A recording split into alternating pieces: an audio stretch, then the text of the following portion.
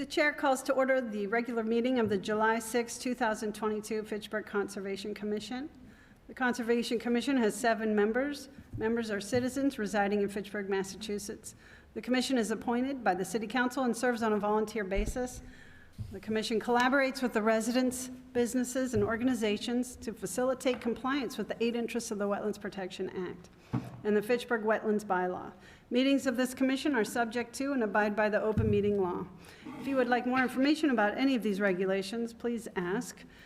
Thank you for your commitment to the conservation of our natural resources. And thank you for your patience as we navigate this hybrid meeting. The commission requests that folks wishing to speak approach the podium and speak clearly into the microphone, and remote attendees maintain microphones on mute for privacy. If you would like to speak, you'll have to use the raise your hand function. The chat function is not enabled for this evening due to some technical difficulties that we're not able to fix. Be advised the public meeting is being live streamed and recorded by FATV. If a member of the in-person audience is recording this meeting, this is your opportunity to identify yourself for the public record by stating your name and address. Please place all electronic devices in silent mode as we get started with the meeting. First, I'd like to call the roll. Commissioner Breaux.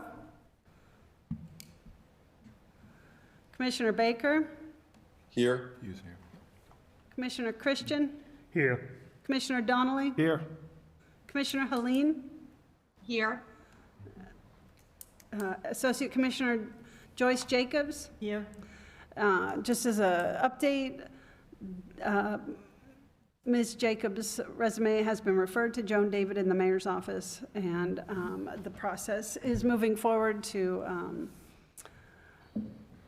onboard Ms. Jacobs officially as a commissioner as a commissioner. So thank you. I didn't see any minutes. Did I just miss them? No, they're in various stages of completion, Okay, but no, I I have just about didn't- 2 or 3 of them. Okay. So abutter notification cards.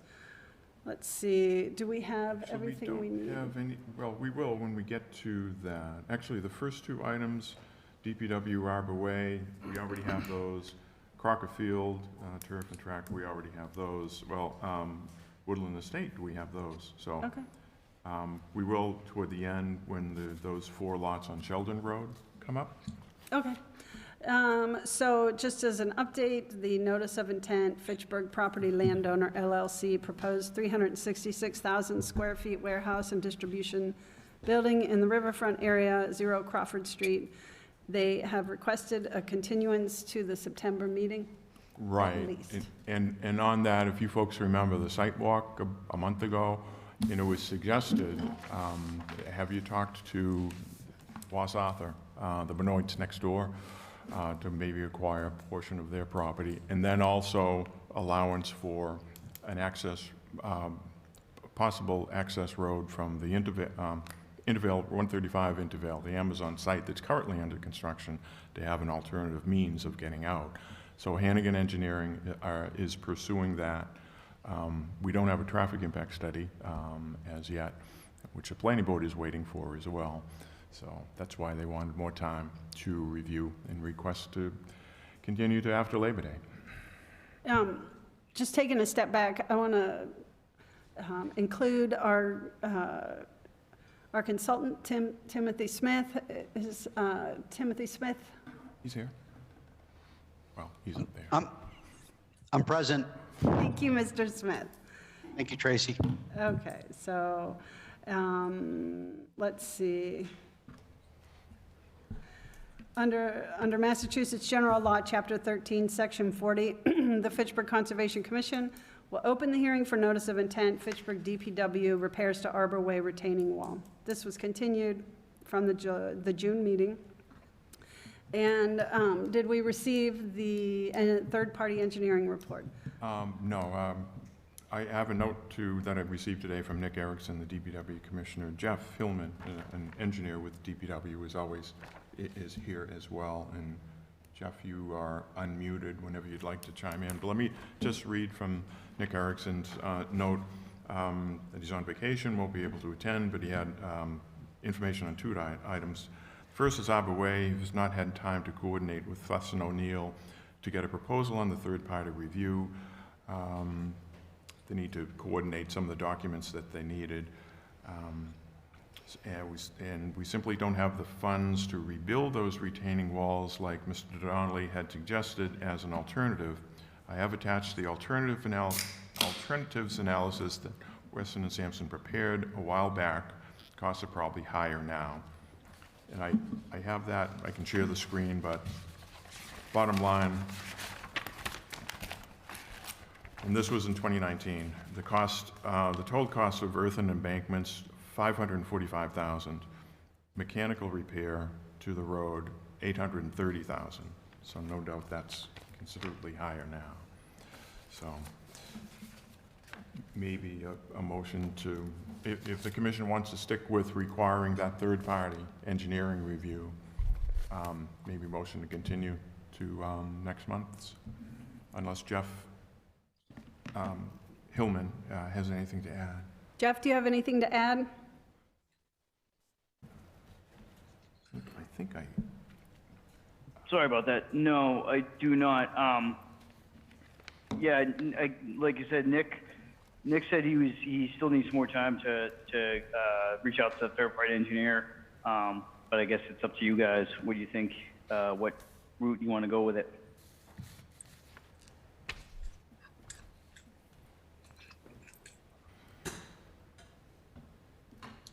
Thank you, Mr. Hillman.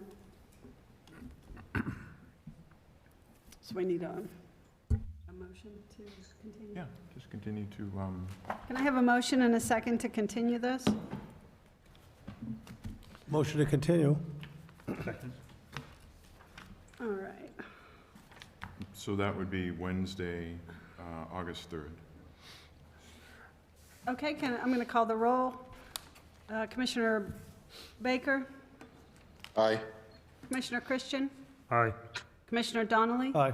Commissioner Helene, Aye. Commissioner Satterfield, aye. So we'll continue that to next month.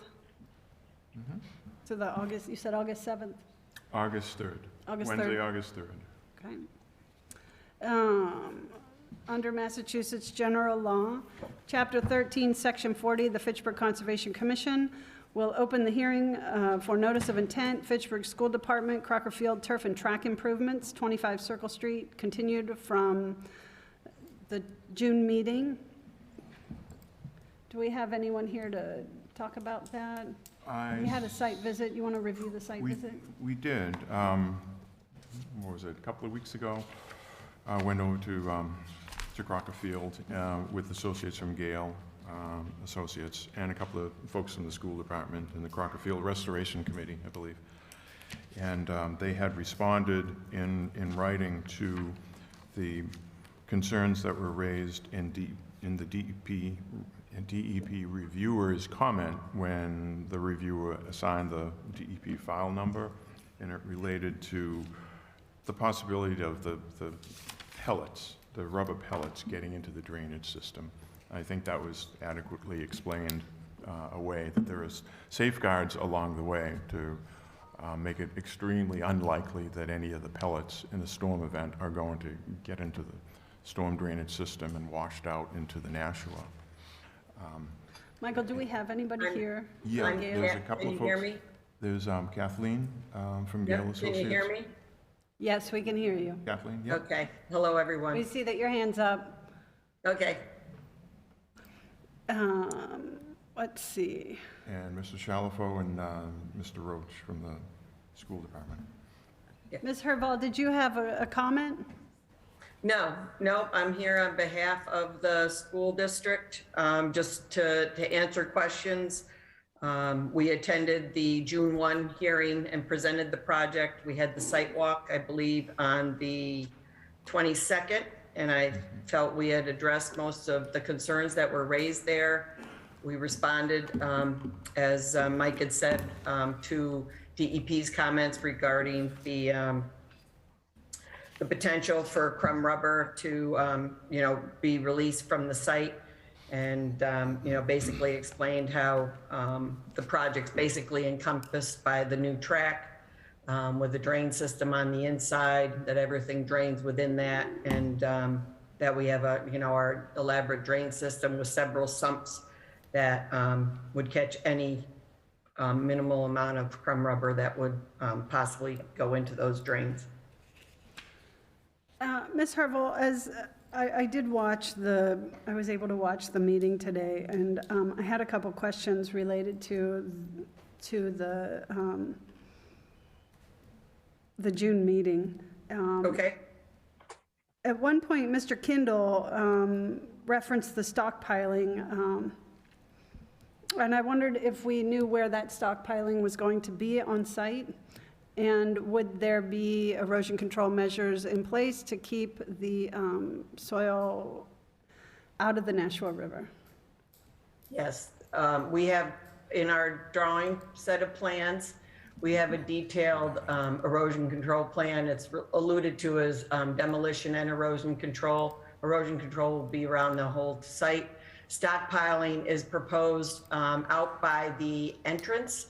I don't know if I can share my screen if it helps, but for those of you who were at the site visit, basically where we parked in that area is where we're anticipating stockpiling topsoil, but a lot of it goes right from the field right onto a truck and then out. So there isn't a ton of, stockpiling. A lot of the stockpiling that we denote is more for when the new material comes on, which is the turf and the infill, which comes all wrapped and in sacks. So it's never like loose on the site until it's in the middle of the field and they're placing it. Okay. Let's see. You mentioned a minor amount of raising the field. Can you define minor? Is minor 1 inch? Is it 5 inches? Is it 2 inches? It's probably just a couple inches. And that's really just to maintain the adequate slope that we need to design the field. You basically put them in with a high spot through the middle, like a ridge line, and then it drains out to the drain that's out around the field on the inside of the track. So is 2 inches still within compliance? Yep, there is a grading plan in our set.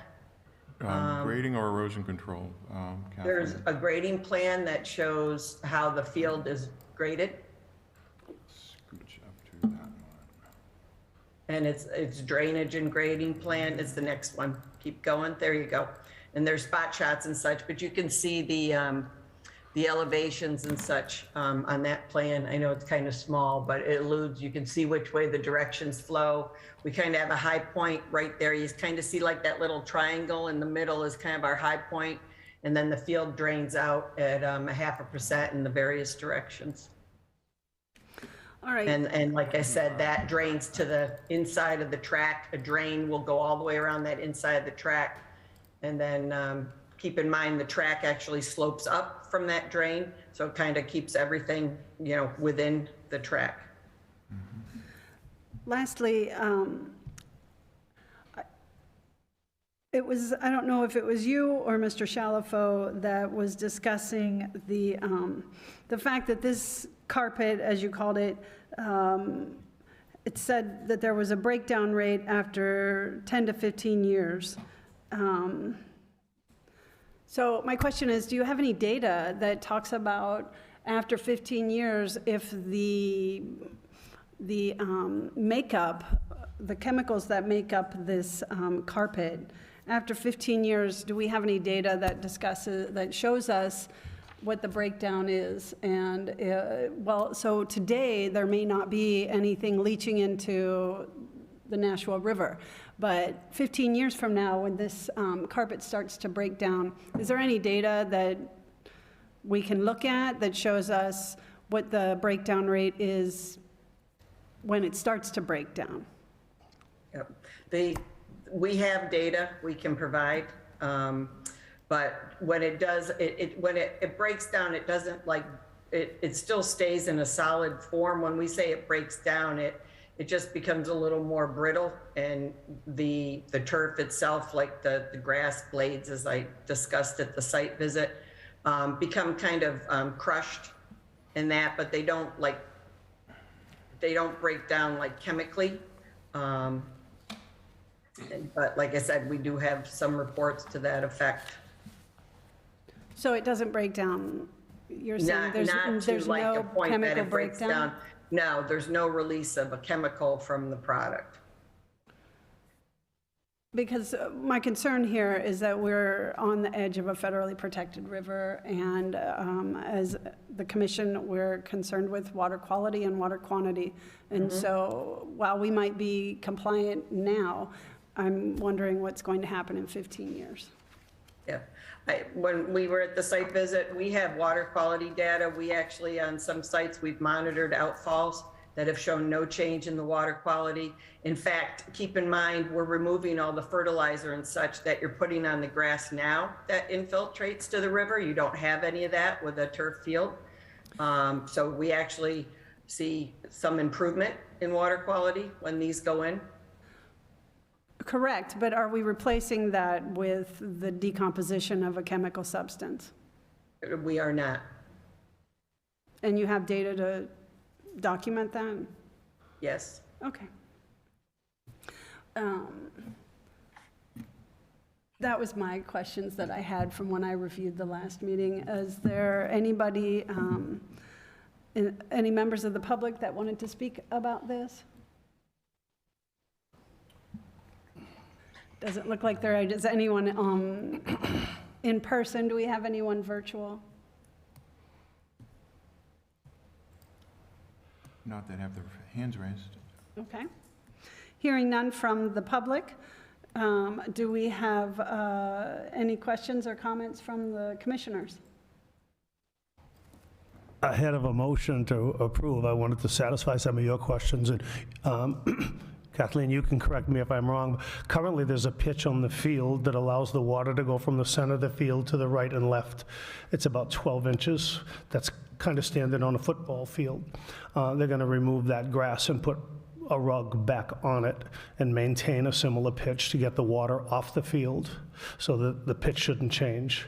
With regard to breakdown of it, all it is a rug. It's a polyethylene rug, and it breaks down more from ultraviolet rays beating on the plastic fibers, and they no longer stand up. They kind of get fatigued. Like any rug that you walk on, in this room here, they'll be replacing it because it fails to aesthetically please for the most part. But that's my understanding of that Correct. turf. And it also loses its safety factor regarding concussions and things along those lines. That's why they get replaced when they do. I guess, well, then my next question would be, are there plans in place to replace this? I mean, how are we going, is there a plan in place that's already discussing how this is going to be replaced in 15 years? I never saw, like, someone asked how much this was going to cost, and no one ever answered that, to my knowledge, when I was listening to the meeting. You buy into that when you put synthetic turf down. So I guess my question was, is there plans in place to prepare for replacing this so that if we know that, I mean, and I'm just talking water quality here, if we know this 15 years, this is going to start breaking down, are there plans in place to replace it after 15 years so that we can mitigate any of the impacts on the water quality in the Nashua River? I think you can only budget out a couple of years, you know. Well, if they never told us how much it 2025. costs. What if it was, I mean, I don't know how much that stuff costs, $1 million? Like, I don't believe the breakdown of the field has any impact on water quality or quantity.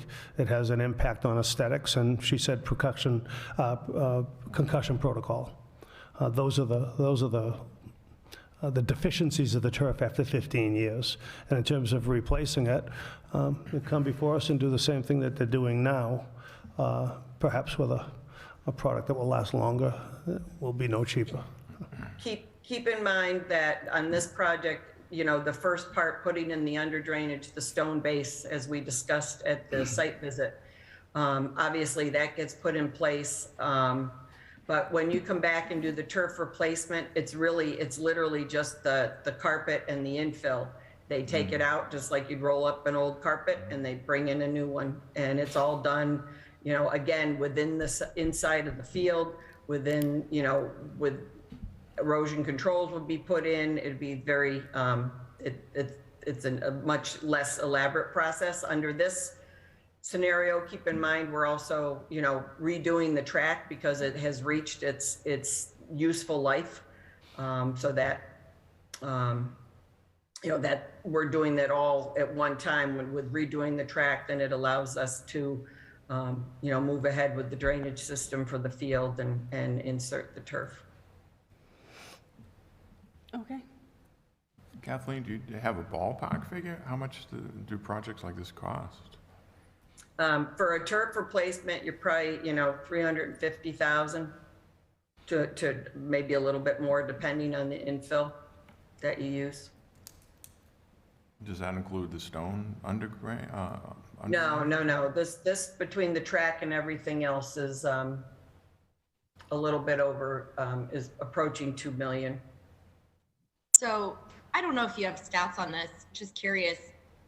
If you take it into account all the fertilizer and the lawn care over time, over the course of the lifetime, you know, 15 years worth of fertilizer and stuff, do you have comps on that? Just out of curiosity on like, which would be more expensive to replace this every 15 years or to maintain a field? Well, the problem you have with the grass fields all comes down, the reason the city's doing this is because of the extensive use and demand that they have to use an athletic field. That's what drives the whole project. It's all the user groups that they have, whether it's youth, high school, adult leagues. You can't physically maintain a grass field for the number of sports that they need to use it for. I know they're limiting a lot of it to football right now, but you know, they have as sports have evolved over the years, the turf fields can be used, you know, with the lights 24/7 if they could, and a lot of it's meeting that demand that the city has identified as a need.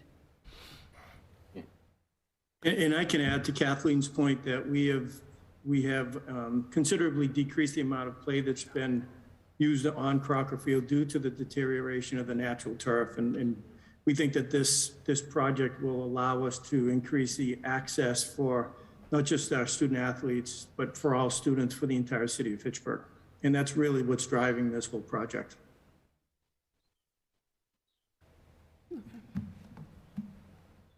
Thank you. Hearing none from the commission, hearing the chair closes the hearing for the notice of intent. Fitchburg School Department, Crocker Field Turf and Track Improvements, 25 Circle Street. We have a motion and a second. Motion to accept the plan as submitted? Second. Okay. It's a tie.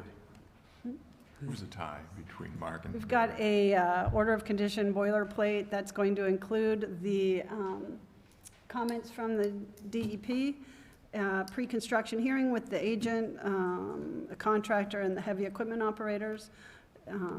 Let's see, can we have a Commissioner Baker? I think Aye. Right, roll call, you're talking. Yeah, I'm calling the roll. Commissioner Baker, aye. Commissioner Christian? Aye. Commissioner Donnelly? Aye. Commissioner Helene? Aye. Commissioner Satterfield, aye. Motion passes. Thank you very much. Great. Thank you. If Thank you, you, we Kathleen. generally would like to have Mr. O'Hara at the pre-construction hearing. Yeah, we will, whatever's in the conditions, just so you know, when we issue construction documents, you know, when we go out to bid and get the contractor for the project, your permit will be part of that construction document, and we make sure they follow it to the T. So yes, you'll get I know a lot of them, it's like 48 hours head notification. You'll be able to inspect the erosion controls, as will we. Just so you know, we will be on site, you know, probably at least once a week on behalf of the city and to make sure everything's being done properly. So Kathleen, one last one. This goes out to bid this fall, perhaps? We're hoping to get it out probably the end of the year, early next year, to try to beat the, to get in early with the contractors, only because these projects are quite popular and try to, get ahead of the line for next summer's season. Right, after school, right, gets out. Right. Okay. Good, thank you, Kathleen. Thank you.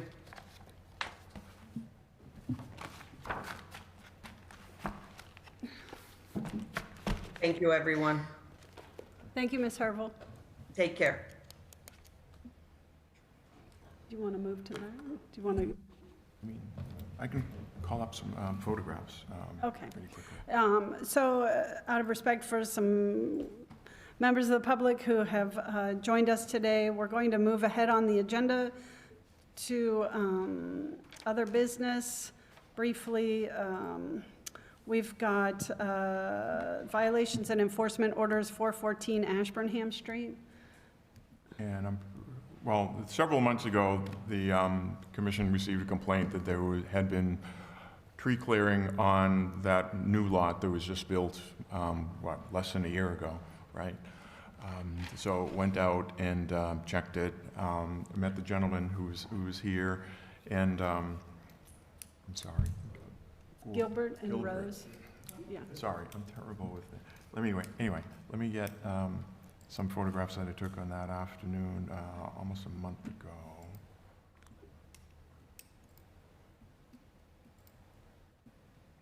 Keep going.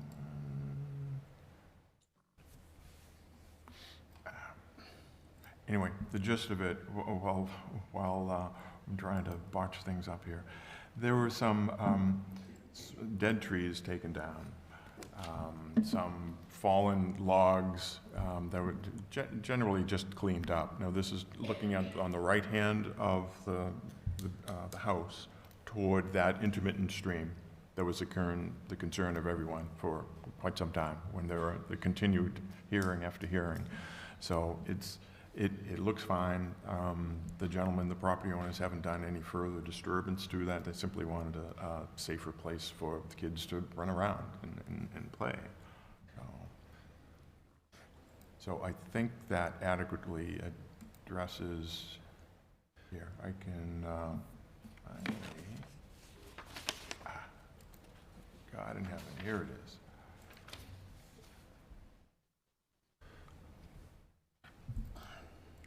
So you can see, I mean, there's trees still there. There might have been some little saplings of dead ones that were cut low to the ground so that little kids wouldn't be tripping over it.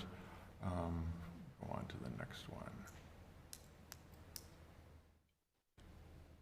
Trouble is, there's windows every which way open here. It's another shot. It's beside the house, so it looks neater than it did. There's been no disturbance to that intermittent stream at all. In fact, you had mentioned that you had pulled some of the debris, fallen logs and sticks out of the stream so it can run more clearly. So, whoops. Sorry, that's an O'Hara on top of Mount, which you said a couple of weeks ago. So I think that the violation has been adequately addressed. So I don't know, maybe a motion that the commission needs to take no further action.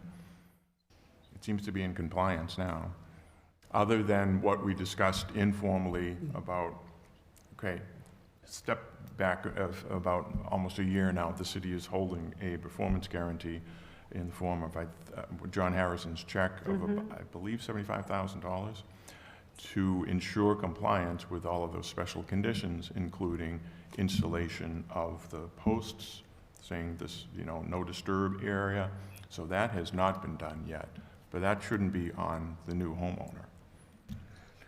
Okay, so we have two issues here. Joyce, did you have a comment? Yeah, I know that the builder was had an order of conditions to deal with that drainage issue, and none of that has changed. And you're right, that has nothing to do with the current owners, but we still have an issue with the original builder of that property that still needs to be finalized. Okay, so we need a motion to close out the violation against the current homeowners. I think that's appropriate, right? So, And then maybe send a note to the previous owner, you know, you want compliance within, pick a time frame. okay. 30 days, Motion to 60 close days. out the violation. What was your last name? Your surname? Can you spell it?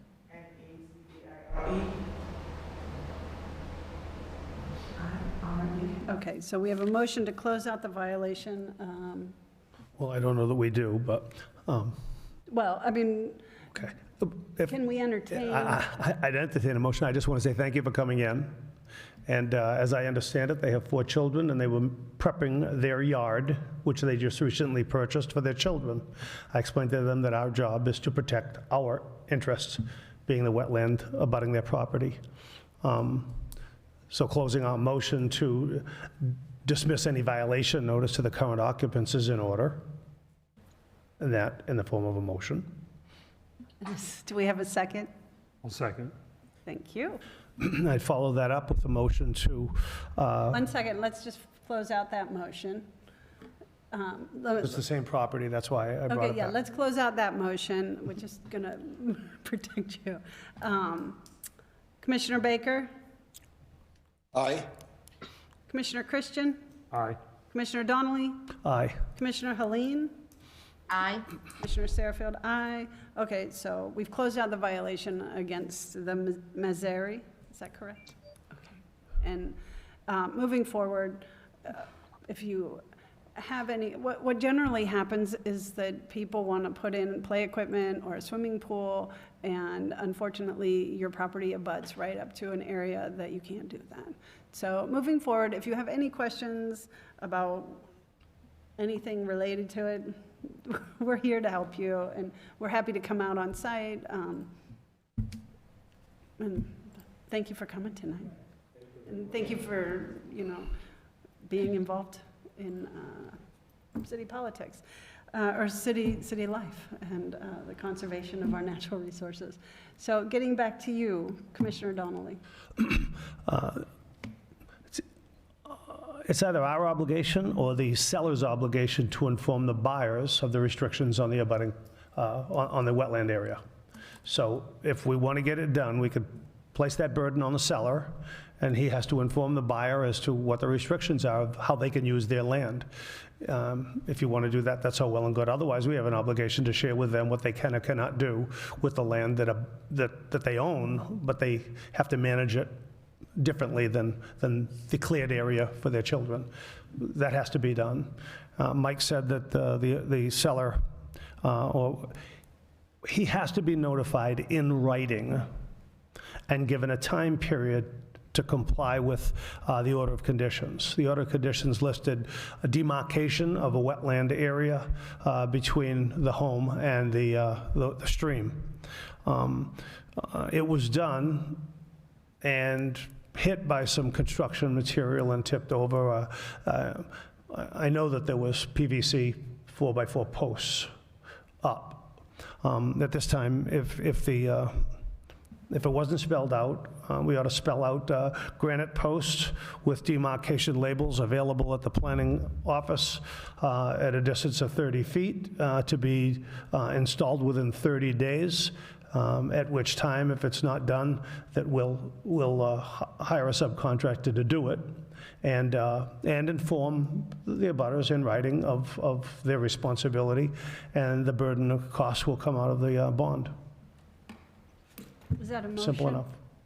Sure, that's a motion. Can we have a second for that motion? I'll second that. Thank you. Thank you. Is there any discussion? Any further discussion?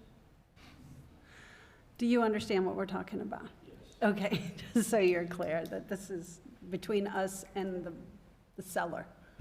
Okay. So I'll call a roll. Commissioner Baker? Aye. Commissioner Christian? Aye. Commissioner Donnelly? Aye. Commissioner Helene? Aye. Commissioner Sarahfield, aye. So, did you get all that, Michael? Videotape, too. Yeah, that's true. All right, so let's, We can expect a sign-off, a request for signing off on the order of conditions 30 days from now. If we don't get that, we can expect to hire a contractor at our next meeting to perform the work that wasn't done. can you put that on the agenda for the next meeting? Sure, but you recall, this is kind of a two-pronged thing. The original order conditions was denied by the commission. That was appealed. There's a superseding order. I don't think DEP has even considered a certificate of compliance on that yet. You also have your approval under the local ordinance, which, I don't know, we haven't really done like a certificate of compliance under the local I ordinance. think we're going to need to on this one. Yeah, really have some documentation of it. Madam Chair, if we denied the, I don't, Mike, I thought we conditioned the house. Your local approval, you certainly did. We conditioned it, we didn't deny it. So they didn't go to DEP for approval. No, it was denied, went to DEP. There's a superseding order. Okay, Sep- that being said, the only way to cure a denial of the Fitchburg Wetlands Protection Act is in Superior Court. So it happened before on Albee Street. You can't cure Fitchburg's wetland ordinance through DEP. You have to cure it in Superior Court. Therefore, the house shouldn't be there, nor should it be on Albee Street, and the Conservation Commission has to get their stuff in order to address that. A building permit can't be issued simply because DEP overrules our order. Superior Court has to also overrule our order, and they have to handle it in Superior Court, and they didn't do that. The building department shouldn't be issuing a building permit with that outstanding violation, with that outstanding vote. That's it. So you have what you need. And so they have 30 days to do the work. So we can put this on the August agenda? Right, there was a vote on that, right? Yeah, no, there I was. just, okay, so that moves to the August agenda. Okay. Thank you very much. You're free to go, unless you want to stay. If you have any questions, please don't hesitate to get a hold of us. Yeah, you have my number. You're welcome. Thank you for coming tonight. All right, so that's done. Under Massachusetts General Law, Chapter 13, Section 40, the Fitchburg Conservation Commission will open the hearing for notice of intent, Woodland Estates Manufactured Home Park, Ringe Road. Thank you. Do we have Mr. Saw Jamie's name here before, let me think. There's too many things going on the screen. Here we go.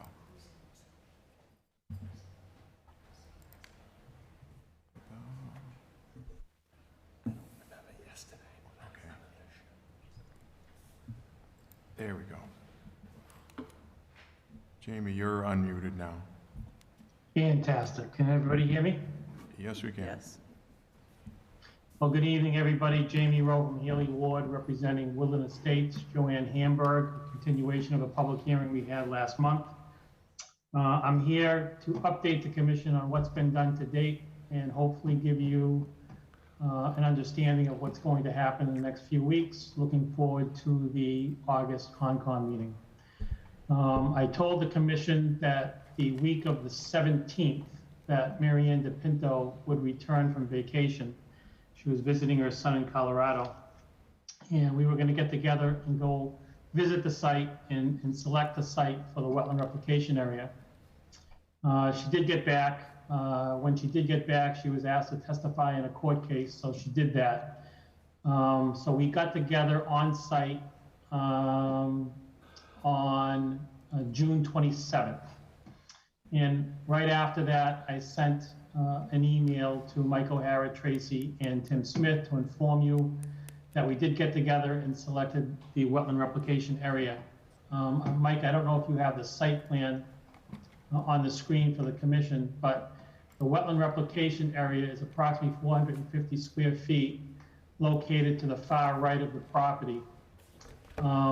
When Mary Ann and I walked the property, she selected a different area for the wetland replication than was originally proposed, and I agreed with her. The focus was to minimize the disturbance in creating this wetland replication area. That was everybody's primary objective when we selected this site. So Mary Ann DePinto flagged the wetland. Again, the wetland flags are gone now. It's been many, many, many years. She reflagged the wetland, bordering vegetated wetland in the area of the wetland replication being proposed. Whitman and Bingham surveyed that location and did an additional topographic survey at that site. And then Mary Ann DePinto did finish the wetland replication area, but because we switched locations, we had to do, she's requesting that we do a wetland replication sketch. That is being engineered right now. It should be ready next week. And so at the end of next week, beginning of the following week, I will be emailing Mike O'Hara, copying Tracy and Tim, the wetland replication report and sketch. I also will send that to DEP as well. I'd like to copy them in all the correspondence. And then we can have a discussion and a review of the wetland replication area. Keep in mind, it's only 450 to 500 square feet, a very small area. And yeah, I see the plan on the screen, Mike. I'd like to go a little higher if I could. We can do that. I don't know how well you can see it, but the wetland replication area was selected in the approximate location of wetland flag 402 to 407, somewhere in that area. And that's actually located on the other side of the wetland. And the reason Mary Ann picked that location is she wanted to maintain the shade where the wetland replication was being proposed. That was very important to her. And to put it on the development side of the wetland would have required cutting of a lot of trees, and she was not in favor of that, and nor was I. So that's where we're going to be proposing the wetland replication. Very small area, 20 by 25 square feet, 20 by 25 feet. That's about all it is. So it can be easily managed and very minimum disturbance of vegetation. We still have not received the file number from DEP, but I did receive an email, and I think Mike O'Hara was copied, from Judy Schmidt.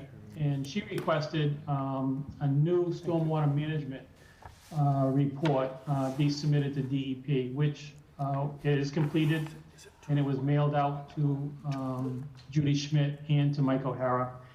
Judy won't be back from vacation, I believe, until the 17th or 19th of July. So I expect to have a conversation with her at that time and have her review it. Hopefully she'll issue the file number shortly after she reviews that report. And we can have a Concom meeting in August to discuss moving this project forward. I understand the Conservation Commission had a site inspection or a site visit a couple weeks ago. I apologize for not being able to attend, but I'd like to hear from the commission exactly what you guys witnessed and discussed, and if there's anything else I should be addressing on site. So Jamie, you mentioned between 402 and 407, and so Yes. it's generally in this area here, if you can see that. Correct, yep. And it's just 20 to 25 feet wide at any point? Yeah, so again, it's only 450 to 500 square feet. So when it comes right down to it, that dimension, 500 square feet, it's only 22 feet by 22 feet. It's a very small area. I have to be honest with you, when I saw the small area, I was actually questioning whether we should do it at all, but I'm not going to go there. We'll get it done, and we'll get it done correctly so that we're in compliance. Thank you, Mr. Rowe. Let's open the floor for public comment. Would anyone like to speak in favor of or against this hearing, or would you like to request more information? Please state your name and address for the record. Do we have anyone here who'd like to speak about this? Sir, you just came in. Are you here to talk about Woodland Estates? I'm not sure where Woodland Estates is. I'm here from Sheldon Road, the 3 properties. Okay, we haven't gotten to that yet. You can have a seat. Thank you. Hearing none from the public, let's turn to the commission. Do we have any commissioners that would like to? Sure, I'd like to speak to the Woodland Estates. I saw a comprehensive work plan in the information that I got from Mike. So there was some discussion at a site walk a couple weeks ago, and it included the following. My interest was in putting this to bed. The construction that's taking place on the northerly end is outside of Conservation Commission's jurisdiction, but what remains within is the replication area and a retention-detention pond. So part of the discussion was I had intended to offer as a motion, again, in the interest of putting it to bed, order number 1 on a notice of intent, a reissued notice of intent, would be to restore the wetland on a 2-to-1 ratio using the existing wetland replication plan. The work would be completed in 30 days and replication to be monitored for 2 years and maintained, repaired, replaced as needed. The 2-year monitoring provision would restart at each repair or replacement. And the order number 2 would be to complete the detention-retention pond referencing the existing project plan, work to complete it in 60 days. You don't have to like it, it's just a discussion. The pond to be monitored for 2 years, maintained, repaired, replaced as needed, and a 2-year monitoring provision restarts at each repair or replacement. Tonight, I heard that the 450 square feet, it was a very small area, a very, very small area. 500 square feet was very small. That being the case, the idea of waiting until the next spring as the best time to do it, when one cannot do something the best, they do it the next best. And so we discussed the next best would be within 30 days on a very small replication area, wetland, and then subsequent detention-retention pond within 60 days. That sounded kind of short, but all in the interest of following up on an expired order of conditions, issuing a new order of conditions to get it done, and I guess satisfying the original order of conditions. So that was part of our discussion, and I was prepared to make a motion to that tonight. Madam Chair, this is Tim speaking. Can I comment? Go ahead, Mr. Smith. Okay, yeah. So first of all, it should be noted that because there's replication, that means some wetland was filled, because the Wetlands Protection Act says that if you can replicate, you can fill up to 5,000 square feet of wetlands, but you have to replicate those wetlands.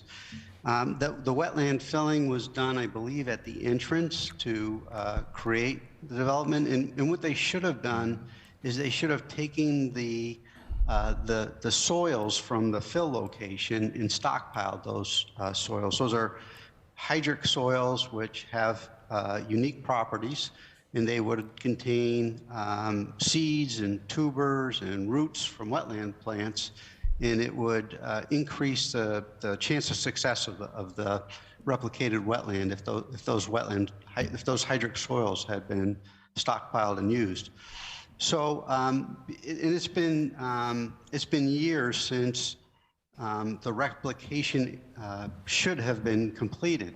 So I am total agreement with Mr. Donnelly that there really it shouldn't be the commission issues notice of intent and the applicant has 3 years to complete the work. It should be completed as soon as possible. I do think, however, that the best chance for success is if the work is done this fall. And you know, at this point, in order to get that sketch, and the commission, I think, should wait to get that sketch, and so that they can review that sketch and make sure that's what makes sense. That it's going to be at least another month. That puts us into August. So having the replication area installed this fall before the frost sets in, before the cold weather sets in, actually is a reasonable time frame. Mike, you said a lot. So we also Mike also touched on that 2-year period, and that's actually a performance standard that within 2 years they have to have 75% revegetation. So I think in the past the commission has drafted order conditions and had a special template just for wetland replication work. And I would recommend that those conditions be adopted for this order conditions. I think I hit all the items I wanted to hit. If I could speak on that. Sure. I'm sorry. Tracy? Yes. Jamie's looking for the floor. Oh, Mr. Rowe? Yeah. Thank Go you. So again, I don't disagree with Mike Donnelly at all. But the issue is, I want the wetland replication done sooner rather than later as well. The optimal time to do that, as I explained last meeting, was the fall. So September, October is when this wetland replication should be done. It'll have the greater, it'll be much more successful if it's done in September, October, as opposed to July and August. That's my recommendation. We're not trying to get away from doing it this year. I just think September and October is the better time to do it. The wetland that Tim is absolutely 110% correct with respect to removing, stockpiling the hydric soils. This was not done. But you know, when it comes right down to it, the reason why the wetland was filled, 225 square feet was filled, is because there was an existing culvert, an existing 48-inch RCP culvert that was underneath the existing driveway in existence when we filed the notice of intent. That got replaced with a 4-foot by 6-foot concrete bottomless culvert, 36 linear feet. So that's why you had 225 square feet filled. We are doubling that for wetland replication. With respect to the stormwater basin, want that done too, as quickly as possible. They actually already started putting the forebay in on both ends of the basin.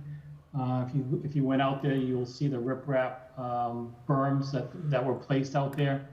That's defining the forebay on both areas, both inlets. So they've already started doing that. You know, if I would be in favor of an order of condition or a condition stating that the detention basin be 110% completed by the end of this year, no question about it.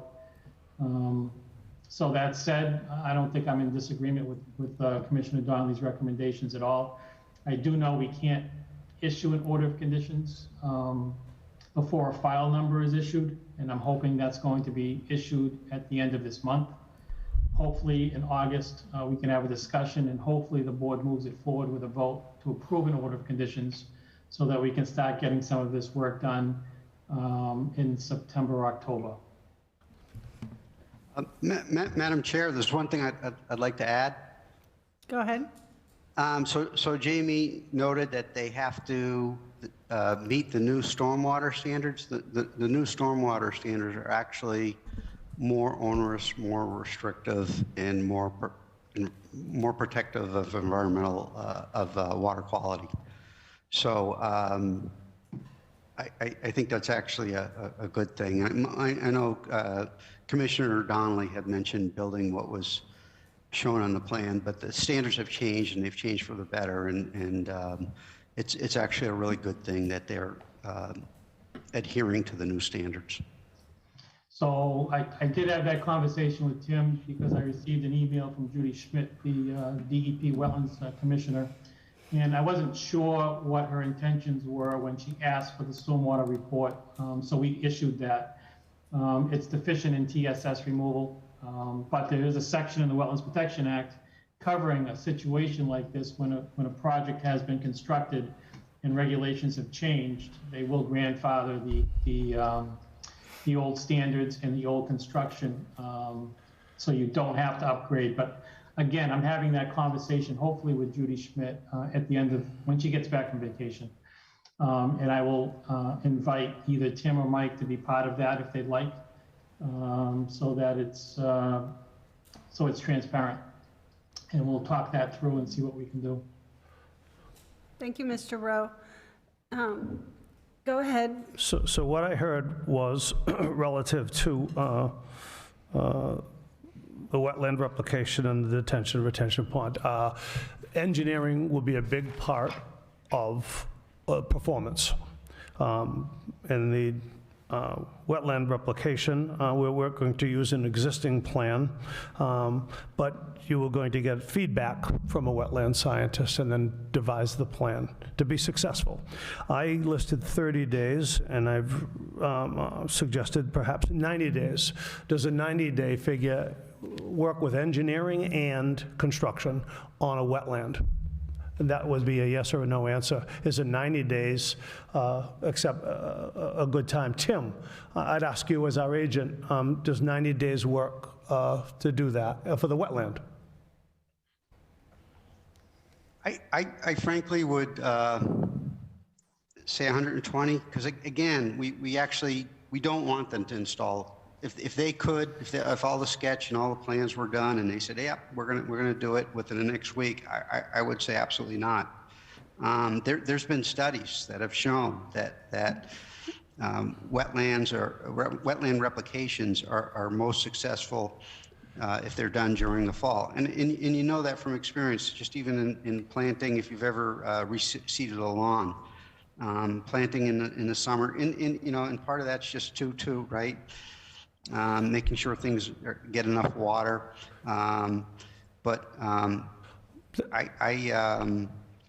would give them more than, I would say no to that, Mike, because I think they you've given me a number, and you've given me a number, and that's what I asked for. Oh, well and good. I'm a little amused. At the last meeting, I heard that the spring was the preferred time.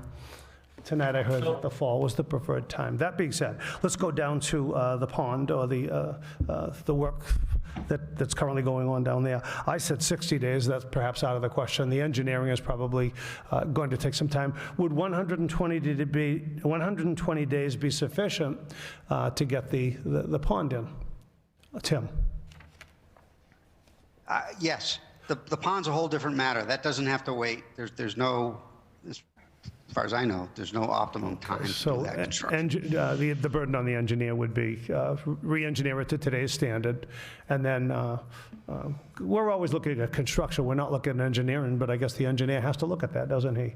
His time has to go. So that being said, if a motion were to be issued to restore the wetland in a 2-to-1 ratio with the existing plan and/or a new plan that's better than the last, to be completed in 120 days and monitored over 2 years.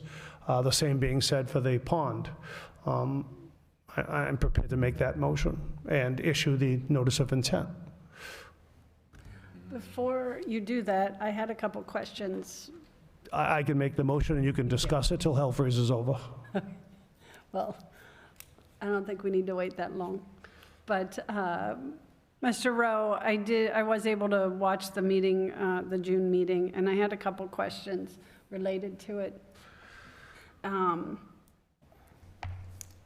You mentioned a performance bond. Did we ever get an estimate on what that performance bond should be?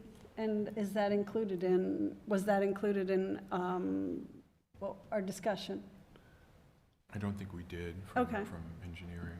Okay, so we need to get an estimate from Nick, possibly, on a performance bond? Or if Jeff is Or still Jeff, with us. yeah, sure, Jeff. Jeff, can you shed any more? Did Nick mention any of this to you about this project? He did not. Okay.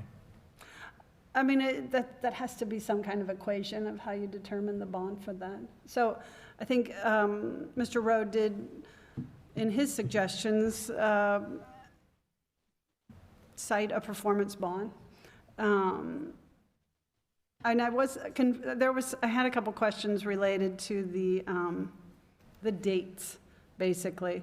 Before I get to that, the O&M on the swale and the discharge basin, did that get included in anything of who was going to be responsible for the operation and maintenance of that basin?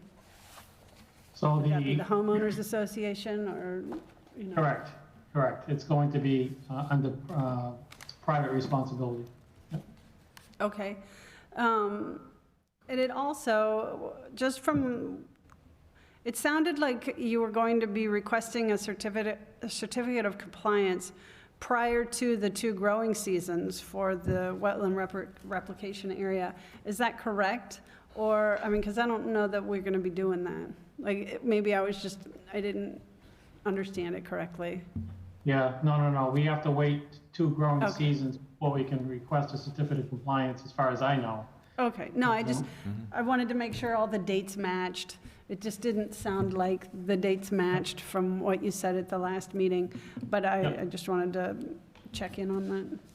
Yeah, there's a lot of dates floating around between Planning Board and Concom and all the permits, but with respect to the performance bond, my estimate was $10,000. So you can certainly relay that to the city engineer and see if he agrees, but that was my recommendation for a construction budget for the wetland replication. Thanks, Mr. Rowe. Joyce, And- you had a comment. Thank you, Madam Chair. This is Joyce Jacobs. Mr. Rowe, I have a question about moving the replication area in your new proposal, and curious to know how that new area was chosen. Is it partially because it's right behind the existing maintenance building, so it's more cost-effective maybe to put the replication area in that space? And maybe this is a question for Tim. Is there a better place, if not the original version, that we should be putting the replication area? I'm happy to answer that if you'd like, or you can wait for Tim to answer it. Yeah, It's entirely up to you. Yeah, let me, Jamie, you can follow up if you want. Actually, there's performance standards around siting a replication area. For example, the replication area should be at roughly the same elevation as the wetland that was altered. That's one of the performance standards. And that's why we want to get that sketch and evaluate the sketch. The other thing, and this is just my experience, for many years I've seen where a replication area was selected, and perhaps it was selected in the office, quite frankly, and it requires the removal of extremely large mature trees, and the applicant's never going to replace those trees. They're going to go to a, and they're not going to replace a red maple that's got a diameter of a foot or more.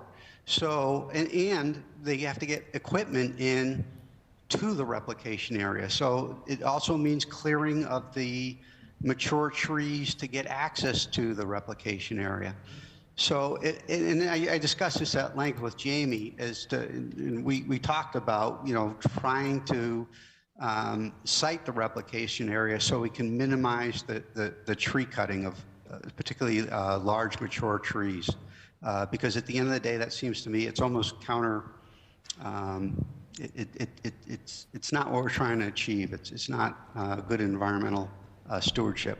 So I have not. I want to go out there and take a look at where they're proposed. Once we have the sketch, we can take a look at exactly where they're proposing to do the replication, but I would hope that, that wherever they cite that replication area, it should, one, meet the performance standards, and two,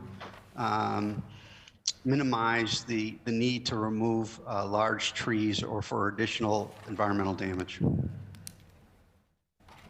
Thanks, Jamie, I don't know Tim. if you have anything to add.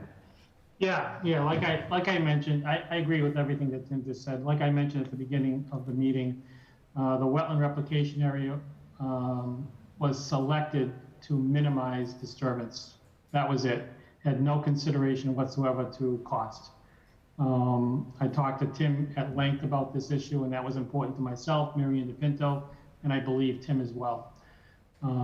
Still open to any other place you want to propose it, but again, we picked an area somewhere between, I can't read what's on the screen, but I have my plan here. Somewhere between a wetland flag 402 and 407. We picked an area that's about 22 by 22 or 20 by 25. Makes sense. There are a few very small trees that have to be cut because we have to excavate down to the elevation of the existing wetland. But we do not have to cut down or disturb any mature trees whatsoever in the wetland replication area. So that was important to the project. With respect to the 120-day comment for the wetland replication in the detention basin, that's fine. There's no issues with that whatsoever. Everything should be completed by November anyway. That was our intention. So if you want to make that a condition or an order or a part of an order of condition, I would support that. Thank you, Mr. Rowe. Mr. Donnelly, did you have any, Commissioner Donnelly? Do we have any of the commissioners that are remote that have any comments they'd like to add or questions? I am not seeing any.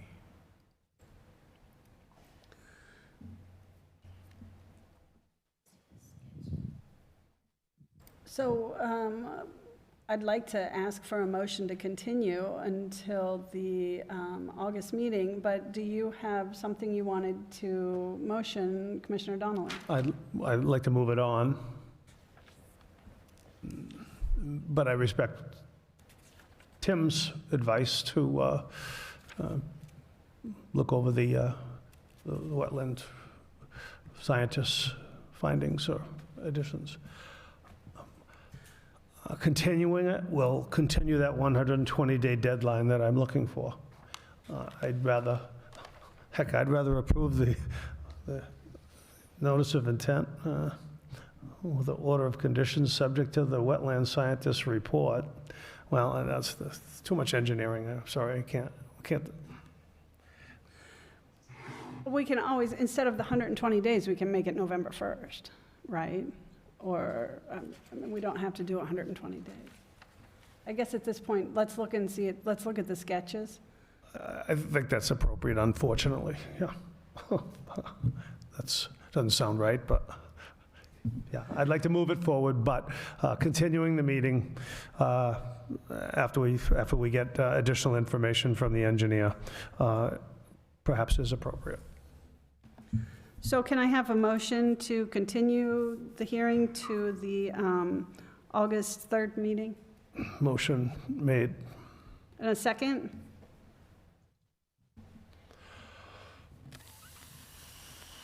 Second?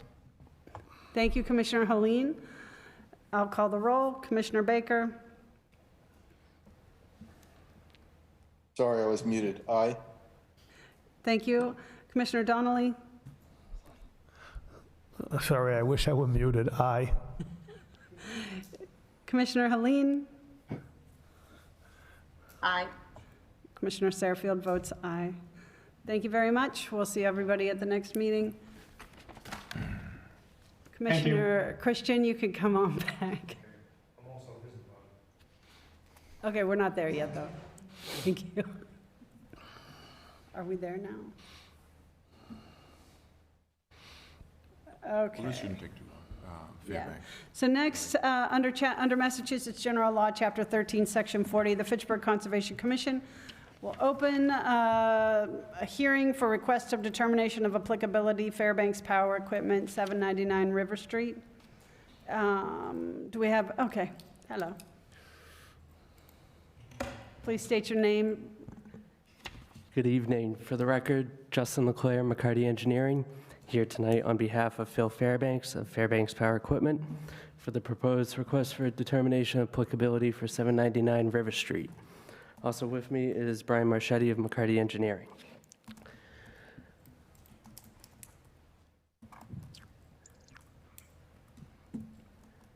So as you can see on the screen, the existing parcel is 799 River Street. Previously, there was an existing building that at the time had significantly deteriorated. So the owner had decided to demolish the existing building back in December of 2021 with the intent of constructing the plan you see in front of you tonight. As shown on the plan, portion of the work is within the 200-foot riparian area that Mr. O'Hara is going over right now. Excuse me. And it should be noted that this area is previously degraded riverfront area. The proposed project will result in a net decrease of impervious area, approximately 1,800 square feet within this riverfront area. Also, stormwater mitigation is being incorporated into this project. The catch basins were designed as water quality inlets and designed for the 1-inch water quality volume to treat any runoff prior to going into the municipal drainage system located in River Street. This project received conditional approval from the planning board back on the June 28th meeting. With that, if the commission has any questions, I'm happy to answer them. Thank you, the Mr. commission Leclerc. Realizes, technically it's within 200 feet of the Nashua, but it's on the opposite side of the street, and you have a building in between. Okay, let's open the floor for public comment. Would anyone like to speak in favor of or against this hearing, or would like to request more information? Please state your name and address for the record. Do we have anyone, doesn't appear that we have anyone in person. Do we have anyone that's tuned in virtually? Nope, unless Tim has something, or Jeff. Mr. Smith? Yeah, a couple questions. Are we in the, is there any floodplain? Any flood storage capacity being impacted? There is no floodplain on this parcel. Okay, I see you're doing a lot of, there's a lot of steep slopes. What are the slopes and how are you stabilizing the slopes? So the slopes located on the right-hand side of the plan are 2-to-1 grading, and there's a retaining wall. Mike, if you want to zoom in a little bit, just to kind of show it. Yeah, that slope is existing, right? Hold on. Oops, went too far. Hold on. Too many boxes open on the screen. Sorry.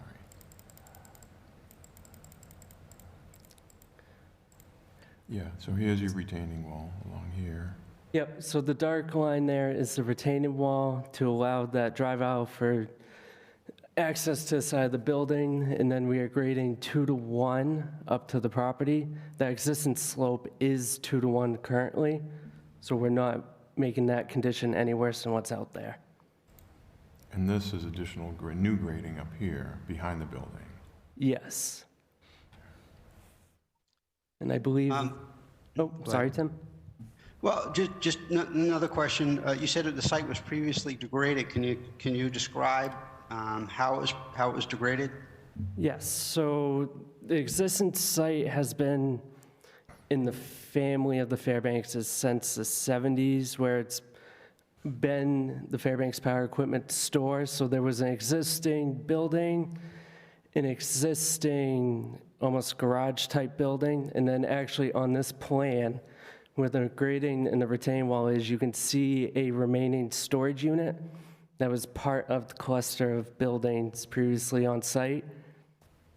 Mike, if you go a little bit down. Oh, okay.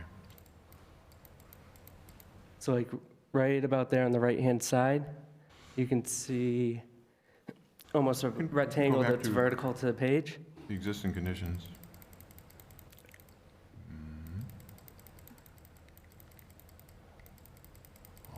And then additionally, there was pavement and compacted gravel regrinds on the site as well.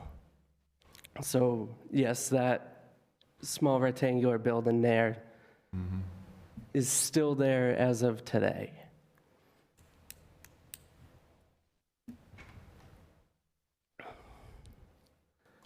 Mr. Smith, has your question about an explanation of how the site was previously degraded been answered? I'm still trying to understand. No, I'm still not clear. It appears that the plan does have really two really important points, and that was that they're reducing the impervious area, and so there's going to be less runoff from the site, and so that's a really positive thing, right? To the interest in the Wetlands Protection Act is storm damage prevention, and they're accomplishing that by reducing the amount of runoff off the site. The other thing I heard was that they're installing a water quality unit. So the runoff, not only are they reducing the amount of runoff into the site and into the Nashua River, but they're making that runoff cleaner. So all very good things. So does all the water go to those water quality units, or does some of the water flow across the street? So the majority of the site does drain to the proposed catch basins. There is a small, maybe less than 200 square feet that does go to River Street, but that would get picked up in the municipal drainage system as well. Right. So my understanding is it's going to be maintained with, you're going to be working on small equipment, and whenever I hear of an automotive use or small equipment use, right, it's always associated with oil and gas products, and you always have the potential for a spill. Will there be hoods or oil and gas traps or anything installed that could deal with a spill if it occurred? Yes, so the inlets themselves are CDS water quality units per contact design, and coming out of the proposed building is a oil water separator that will collect anything coming out of the repair side of the proposed facility. Okay, and so in order to function properly, those need to be maintained. Did you submit a operations and maintenance plan? Yes, there was an O&M plan submitted with the drainage analysis. Okay, that's all the questions I have. Thank you, Mr. Smith. Let's see, let's turn to the commission. Do we have any commissioners that would like to speak in favor of or against this hearing, or would like to request more information? Commissioner Donnelly. Michael Donnelly, yeah. I visited the site. I'm aware of the site in its current state. I'm aware of perhaps the past 40 years of its history. I saw the plans while I was down there, and they explained exactly what Tim heard just now about drainage off the site, and I came tonight to prepared to make a motion of a negative determination, provided that the applicant adheres to the plan submitted. The engineering department, or DPW, is overseeing the drainage from the site.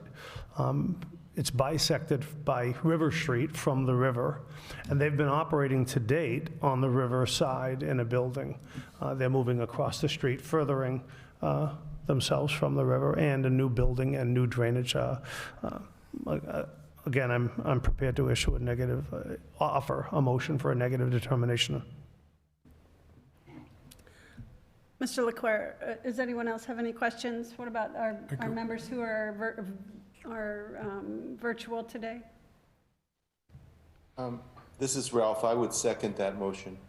Just a second before we get to that. I had a question, but Oh, okay.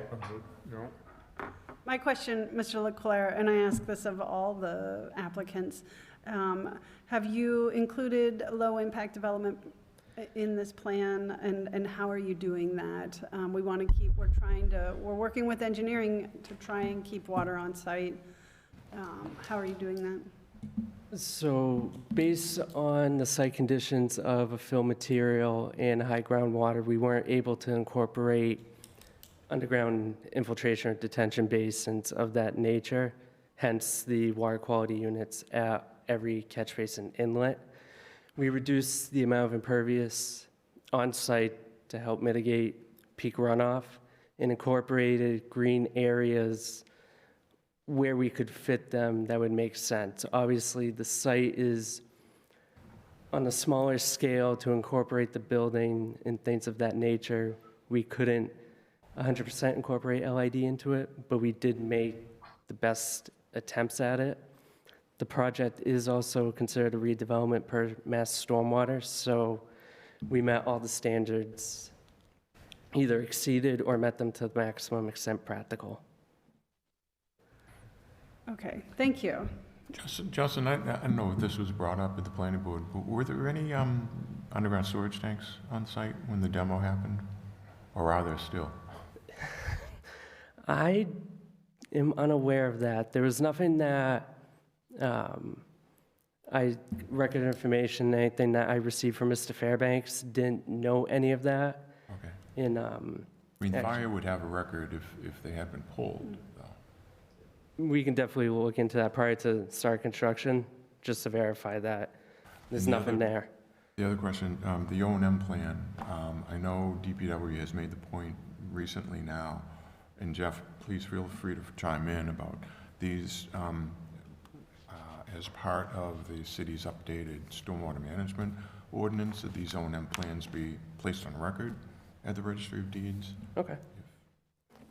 We can make sure that's done. So that it's clear that it's a responsibility of the applicant, or the homeowners association, or whoever, the situation.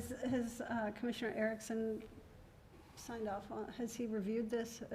He did, as far as last week's planning board meeting, there was more discussion about like the access, the distance being of that drive on Mayland Street being pretty close to the intersection, but I mean, that's the situation what it is now. That's And not our jurisdiction. Yeah, Okay. that's more of a site access and safety issue. Okay, what about the building that's on the riverside? Are you still going to be using that? Is that? So Mr. Fairbanks owns that building. He's currently in it only because he doesn't have this building here across the street.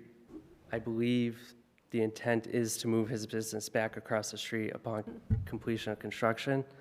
Beyond that, I don't know what his full intent of that building would be. Okay. Thank you, Mr. Leclerc. Do we have any other comments or questions? Commissioner Donnelly. Motion to issue a negative determination of applicability, provided that the applicant adheres to the plan submitted. Any changes to runoff quantity or quality should be shared with our agent, Mike O'Hara. Within 24 hours?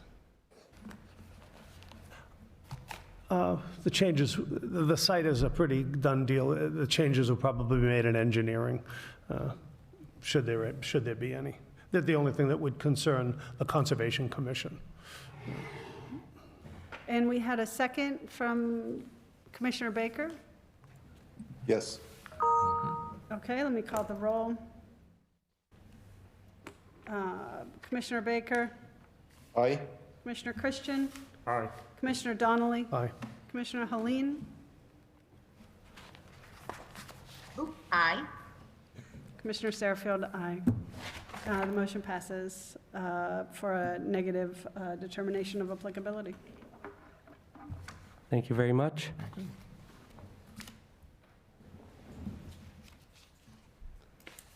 We'll need to get a fourth signature on the house, I think. You guys sell lawnmowers over there? You sell lawnmowers? Fairbanks lawnmowers? Okay. Thank you, gentlemen. Okay. We have people here for Crocker Elementary. We do several folks in the school department and engineering. So the city put out to bid lawn equipment. And Fairbanks bid on it, somebody else bid on it. Somebody else beat Fairbanks bid by $100. And the city went with the other one. They did it once. Which one do you want to go, move on to? Oh, I The was next just one? waiting for him to sign. Oh, okay, sorry. That's okay. Oh, sorry to make you. Move it along. Okay. So for Crocker, So, under Massachusetts General Law, thank you. Chapter 13, Section 40, the Fitchburg Conservation Commission will open the hearing for request for determination of applicability, construction of new Crocker Elementary School, 200 Bigelow Road. Who do we have speaking to the? I think we have several folks from the school department and then from additional folks from, I'm sorry, Colliers. Mr. Botts Yes, this is Nicholas Potts. and Mr. John Bates. He's with Yes. Colliers. Yep, okay, Good we can evening, hear John you. Bates, Colliers, project leaders. So let me get So, that on the screen while you Who do we have speaking? say your name again, guys. so this is John Bates with Colliers, but the speaking is really going to be done by Mr. Botts from Niche Engineering and his colleague Ben Root, as I understand it. So I without further ado, I would turn it over to them for their presentation. Hello, this is Nicholas Potts with Niche Engineering. Did he say base engineering? Niche Engineering. Niche. Oh, niche, okay, thank you. I can get started if you like. Thank you, Mr. Boss? Potts. Botts, B-O-T-T. I got the Mr. names. Bott, okay. I get the name. Thank you, Mr. Bott, go ahead. Hi, I'm here on behalf of the applicant, which is the City of Fitchburg Public Schools. We are filing a request for determination of applicability with the City of Fitchburg Conservation Commission for redevelopment of the existing Crocker Elementary School. This will include a whole new school building, increased parking spaces, new pedestrian sidewalks, landscape improvements, utility improvements, and overall associated improvements with the project. A portion of the development is located within the jurisdictional resource buffer area. And our purpose here is to receive a negative determination from the Conservation Commission. The site itself is 9.9 acres and is located at 200 Bigelow Road in Fitchburg, Massachusetts. It is bound by Bigelow Road and Whitmore Street to the southeast, with wetlands to the southwest, the northeast, and the upper wooded area in the northwest. The existing site has an active elementary school with adjacent parking lot and driveways, as well as play areas and landscaped areas around the school. The project is, as I previously stated, bordered by 3 vegetative wetlands, only one of which we are in the 100-foot buffer zone. We are proposing to demo the existing school and replace it with a larger school that extends further back on the site, which is currently an open field. The proposed work includes the new construction of the school, new landscaped areas and parking ways, as well as driveways and play areas. A stormwater management system has been designed to meet or exceed Mass DEP stormwater regulations, including reducing the peak flows, restoring and recharging the required water quality volume on site, and providing the required water quality treatment. As I previously mentioned, only a small portion of the development will be within the 100-foot buffer zone, and inside that area will include paved driveway with the adjacent walkway. installation of the stormwater management system, and the associated earthwork and vegetation. The overall project, it will decrease the impervious area of the entire site by 127 square feet.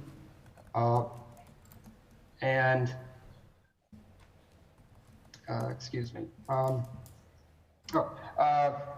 Erosion and sediment controls are proposed to mitigate the construction-related impact of the project on and adjacent to the site and wetland resource areas.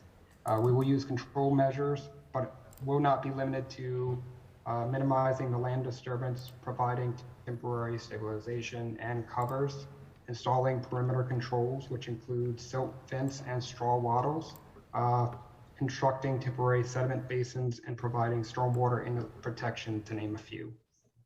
I'm here for any questions you have or any more details you'd like about the project. I can help bring into focus and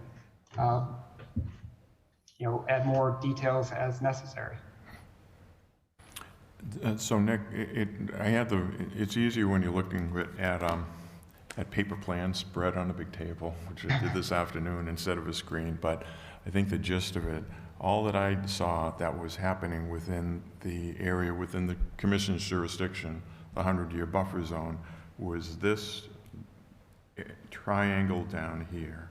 That is absolutely correct.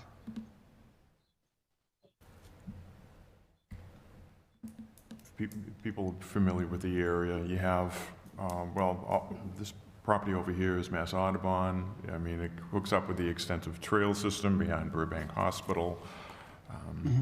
So the gist is, as I understand, and Nick, chime in if I'm incorrect, start construction on the field, on the school, which will be kind of on the grassy playground to the rear of the existing Crocker. And in the meantime, once school lets out here, start demolishing the existing school and continue with this. So, I'm sorry you've mentioned timeline, but when does that start? Are we talking next construction season or after the next school year ends? Yes, that's correct. We are looking to start construction after the next school year.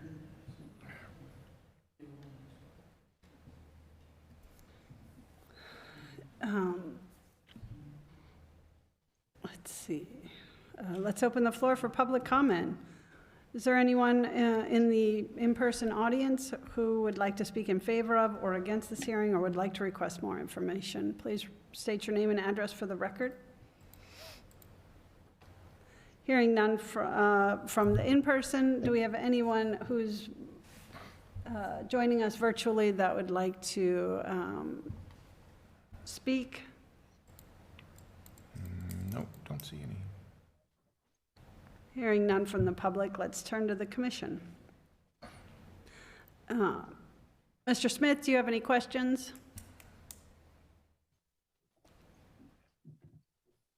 Not at this time, Madam Chair. It seems pretty straightforward. Thank you, Mr. Smith. To the commission?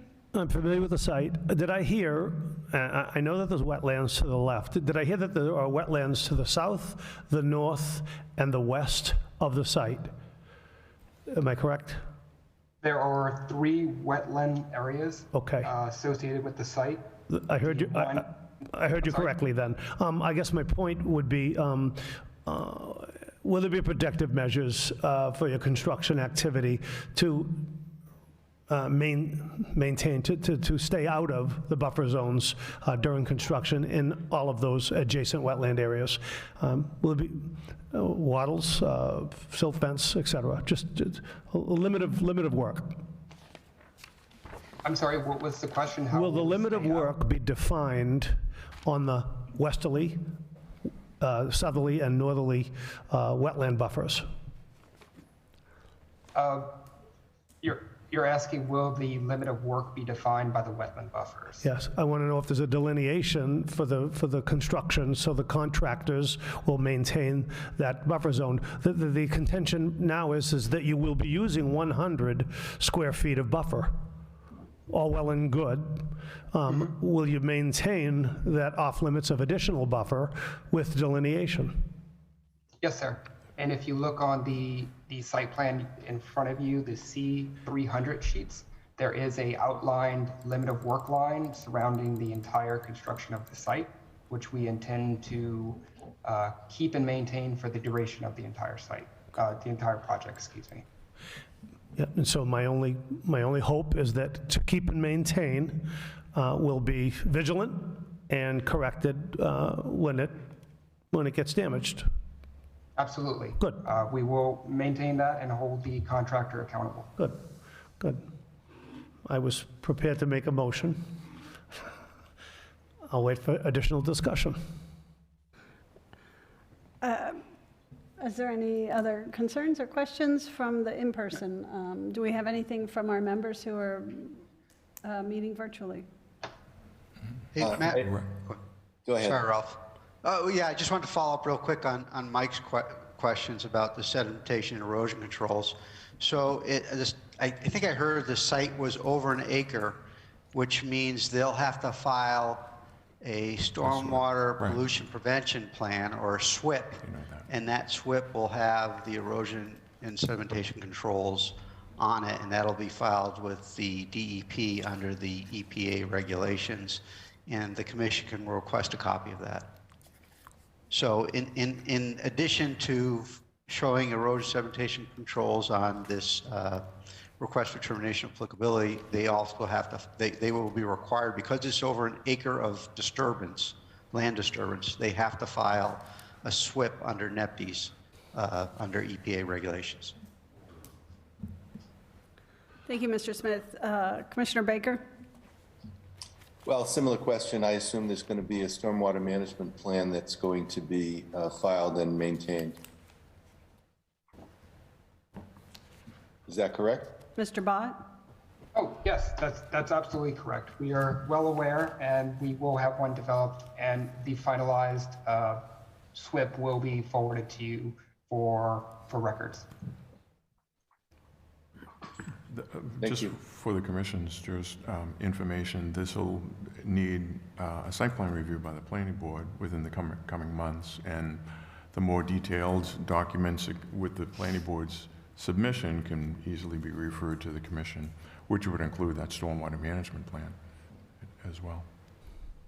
My question, Mr. Bott, is that can you move the project out of that 100-foot buffer zone?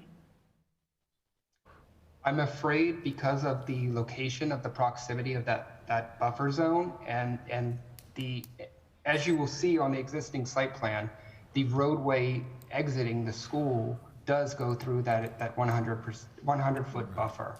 So there's little we can do as far as managing to avoid it due to its current location and the proximity of the school footprint.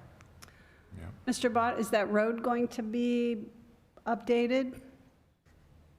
We will, I believe that area will be mill and repaved in accordance to tie into the rest of the developed site as part of the entire construction of the new school.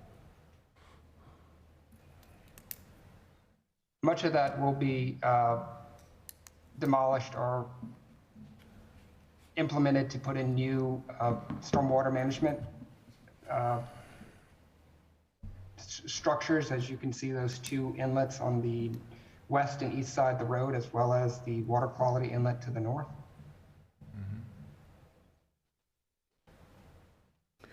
So, Mr. Bott, just to be clear, you're going to be doing work in the 100-foot buffer zone of on the road.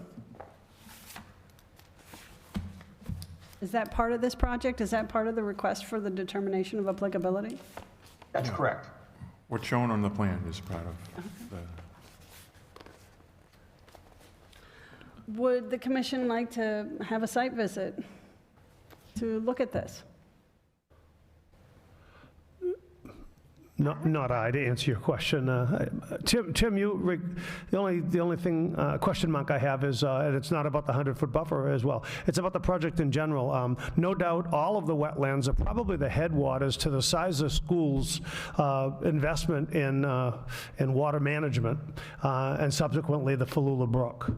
So I'm wondering, in the course of construction, you can't plan for it unless you did a lot of borings or whatever, but I wonder how it will affect the quantity of water that the Sizer School receives and the Falula Brook receives, and subsequently John Fish Highway. But I'm not going to go there. Just a question. And Tim, you're about the only one here that would, and Mike would remember the effort that Sizer School put into to get their building. Hillside? Yeah. Oh, yeah. No, following Commissioner Donnelly's thought, I'd like to know about the water quantity issues getting into Falula Brook, the Falula Brook watershed, and that entire sewer shed right there. I thought it was stated that they're reducing the amount of impervious area on site. That's correct. Is that not true? That's correct. Yeah. So if they're reduced, go ahead. I didn't mean to open a can of worms. No, only that, Tim, you're about the only one that would remember That's not. that. Yep. Yeah. And No, at any rate, very legitimate question, Mike. A very legitimate question. But again, they're reducing the impervious area, so there should be less runoff into the brook, and there should be more water, more of the runoff from the site recharging the groundwater table. And of course, as it recharges the groundwater table, it gets the soils filter the groundwater, and so you've got cleaner water ultimately flowing from the groundwater table into the brook. I'm comfortable with my question, your answer. The chair still put it on the floor for a site visit. I went up there, I did my site visit, so I'm comfortable with it. Mr. Bott, as I asked the previous applicant, will low-impact development practices be included in this project? We will be using, I believe, deep-hooded catch basins, as well as the water quality inlets. And we will use every best practice we can to, as you were just speaking about, ensure the water quality and quantity of the site is maintaining the wetlands in the existing condition. Madam Chair, I'd like to make a comment. Go ahead, Commissioner Baker.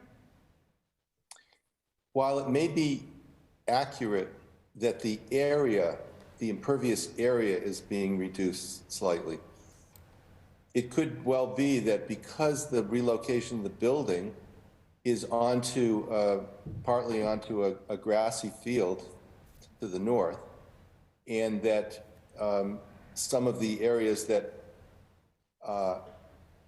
will no longer be occupied by a building or a parking lot may be compacted soil that won't have very good infiltrability. So it could well be that the net amount of water that's able to infiltrate will be diminished. Have you looked at that? We will be utilizing the subsurface detention system as is shown on the plan right now. That will be used to retain the necessary amount of water to meet the Mass DEP standards. So we are looking at the quality of water that we are treating on this site, and making sure that, as you were talking about, the compaction of the soil might limit the percolation of the groundwater. We're using the subsurface storage to make sure that we are meeting those qualifications for the necessary event storm for this site.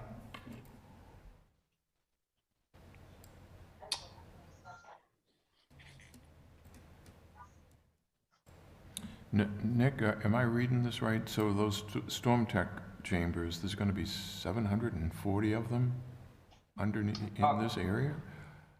Oh, I'm sorry, there's 392. That's the style SC 740, okay. Correct. Gotcha.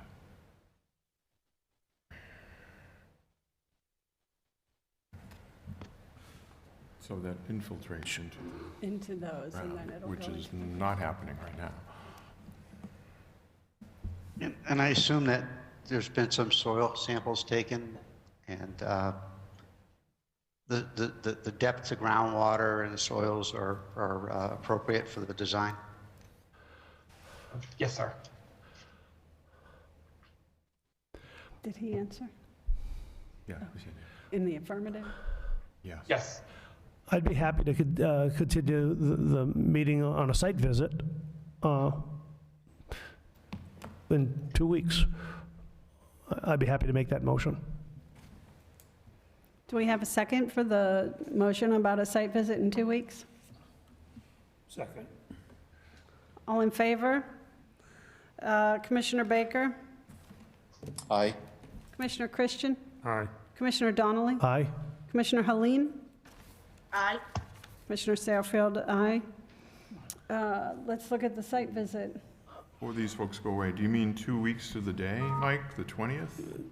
Sure, provided the engineer could make it. Importantly, when the Conservation Commission schedules a site visit, the engineer's time has value, and the Conservation Commission members' time has value. So if we're going to establish a meeting, and we'll make it as agreeable as possible, but let's delay this meeting for a good cause and not for the sake of delay. Let's get something accomplished at the site visit by attendance. Nick, can you check your calendar and get back whether that or another day is better for you? Wednesday, the 20th is the day in question. Right, if it's 2 weeks exactly to the day, yeah. What time? At 6 o'clock? Commission, what would you like? Engineer's number one, and I agree with 6, but I'm 1. Yeah. Well, keep in mind, you probably will need a site visit on these others coming up on Sheldon Road, too. Sure. Want to leave enough time during that day. If agreeable to the commission, I'd be happy to meet anytime during the day. It's perfectly okay with me. People get out earlier? I wouldn't be able to meet earlier than 6. Okay. I'm perfectly fine with 6 then. This should be. And I would only offer that those unable to make a 6 o'clock meeting on June 20th are certainly free to go on their own, walk around, and they have a better feel for any discussion at the next meeting. So we have Wednesday, July 20th at 6 p.m. meeting at Crocker School. I think that was the motion, yeah. Okay. Thank you very much. Thank you, Nick. And can I have a motion to continue the hearing? I made a motion to continue the hearing to that meeting on Wednesday night, July 20th. Okay, thank you. Okay. So we don't run into a problem like we did earlier for Crocker Field. In the event that there isn't a quorum that can make a decision on the 20th, just continue this until the August 3rd. Agreed. They say so moved, and we'll Agreed. make it so. Yeah. Okay. So moved. Thank you, everyone. Under Massachusetts General Law, Chapter 13, Section 40, the Fitchburg Conservation Commission opened the hearing for notice of intent Barclay Enterprises, 4 new single-family dwellings, lots 1, 2, 3, 8, Sheldon Road. Who do we have to speak to this? We should have Paul Grazowitz. Let me find the correct box, Paul, and unmute you. Paul Grasowitz is back? Yep. He was the engineer on Was he the wetland scientist? Yes, he was the engineer, and he flagged it, if I believe. And as soon as I get his name up here, there you go, Paul. You with us? All right, how'd that work? It works now, yeah. Good. Do you have anyone else here, Paul, by the way? I'm not recognizing any other names. Oh, there's a Mr. Peltonen who is a neighbor as well, when the time comes. So let me just, let me just get on the screen here, just where we're talking, just so people can get oriented. Oh, damn, that's not gonna help at all. Here we go. Sorry, I need a scooch. There we go. So, commission members, you're familiar with some of these. I think it was lots 9 and 10, closer to the intersection with Williams Road, earlier this year or last year. So the ones involved are these first 3, 1, 2, and 3, and then parcel 8. And the rest of these have been bought by one of 2 builders from Rindge, New Hampshire. This remainder, where the pond is, that still has frontage. That's a separate lot in different ownership. These 10 lots have been split off from that parent Daigle parcel back in the day. So better to go in order, Paul, just 1, 2, and 3? Sure. 1 and 2 are to the farthest to the west. Yep, just trying to, here we go. Okay, we don't need the NOI of this plan, though.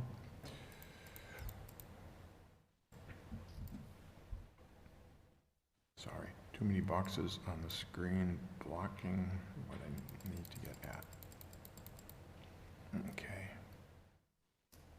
So we've got wetland, excuse me, wetlands to the west and wetlands to the east.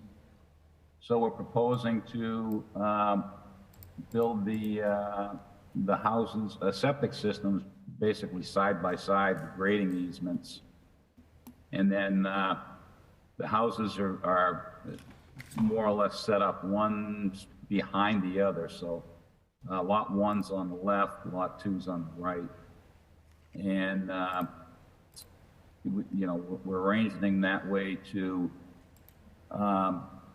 minimize our, you know, stay out of the 25-foot no build and the 20-foot no disturb in that area. So Paul, I'm just drawing, so it's kind of hard to see unless you do this, but this is the dividing line. If my hand stays between the 2. So the side-by-side septic systems, and then, like you say, kind of front and back. So the house on lot 1 is looking at the backyard of lot 2, it looks like. A slight rotation to it, but yeah, it's definitely close by, 50, basically about 50 feet apart.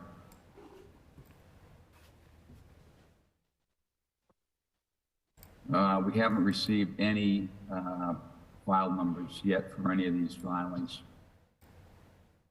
Mm-hmm. So everything slopes away from the road from north to south. And the lot on the left, lot 1, is owned by Barclay. Lot on the right is owned by Aaron Sepola. As you mentioned, there are 2 builders. Same as on the lots down the road, 9 and 10. One was built by Barclay and one was built by Sepola.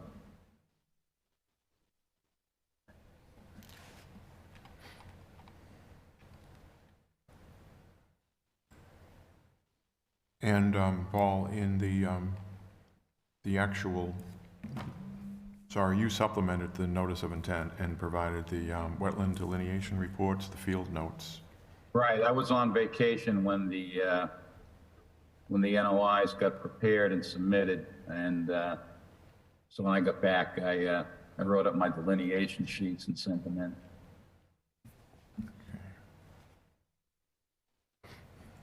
So Tim, I can mail you those, or they were included in the Dropbox as well?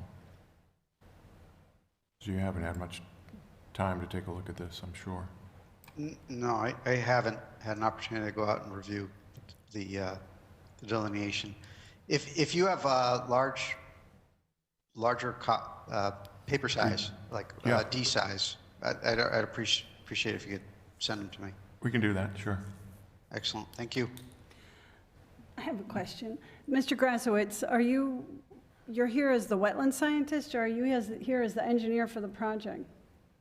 I'm the engineer. I did some of the soil testing, some of the design. I've done all of the wetlands delineations on the properties.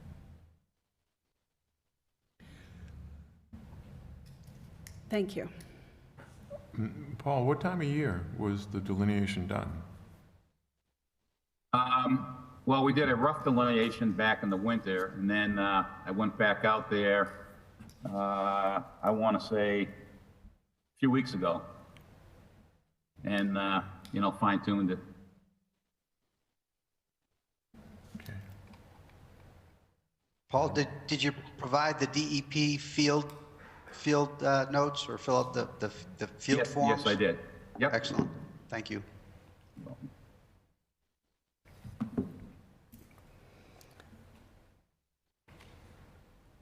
Mr. Grasowitz, I have a question for you. Is this site currently in compliance? As I recall, there was a lot of compliance issues up there, and I'm just trying to, I'm sorry, I didn't catch all of the questions. Different owner, I think. Is this the same site, just a different owner? I'm confused about the compliance. There seemed to, as I recall, there were a lot of compliance issues up in this area. And did we ever determine who the owners were, and if they had, it seemed like there was a... Yeah, the commission had a lot of concern about, well, I'm going to call it Lot 3 and the remaining land. On the east of this wetlands here on Lot 2 is Lot 3, where that an access road got constructed by the previous owner, R&R Adams, and he constructed a gravel road down to the pond in the back, and the commission had gone up there and taken a look at that a couple times. Obviously now the front part of this lot and a good chunk of that road is now owned by Barclay. So he's going to have to take care of that part of it with his lot development. The remainder is still under, the Adams ownership. Did these lots get created after that violation was identified? Or are these lots? That gravel road was there when we did our A&R plan, yes. So I suspect that the chair was questioning planning board approval of the frontage lots, 3 of which are in front of us, so 4 of which are in front of us tonight for. If that subdivision was created after the violation of the whole parcel, it's going to be an issue on developing those lots unless and until the violation is corrected. It's going to be an issue. I don't know what kind of an issue, big issue, small issue.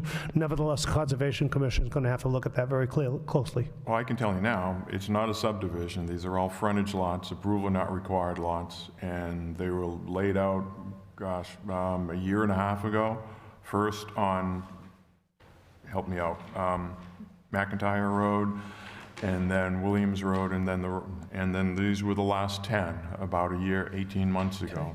And as long as you had the sufficient amount of area, 170, and an acre and a half, basically, and 175 feet of frontage, the planning board's obligated to endorse the plan. Not a problem, it's just the year and a half subdivision, that's all. They can endorse it and all, but if it's part of a larger parcel and under common ownership, and it wasn't addressed, I think he opened them, I think subdividing those lots and selling those lots doesn't abdicate the parcels from the violation. We'll find out. I said it was going to be an issue. Yeah, But the we have to violation- get some answers, that's all. We'll have to dig and get some answers, no problem. I the did, I violation notified the states- abutter, I notified the owner when when this issue came up. I notified the buyer that there was an issue with work that was done on that parcel 24 that you're looking at right now. And, he's agreed to take care of parcel 24, but obviously he doesn't own that parcel. I guess it's parcel 0 or out back. The remainder. Okay. Yeah, It'll so, flush out. so Mike Donnelly circulated an interesting case law case the other day, and I'm not sure if it's how it relates to this project, but that case, basically, there was a violation on a piece of land, and the land got sold, and the new property owner was responsible for the violation, even though the property owner purchased the land totally unaware that there was a violation on the property. So again, I'm not sure how that, if or how that applies to this situation, but it's something, I agree with Mike, it's something that we should look at. It's a significant violation on that near the pond. The property owner must have, there's about 100 feet of stream, perennial stream that's been impacted, that's been culverted. And significant work in the buffer zone and right up to the wetland, actually.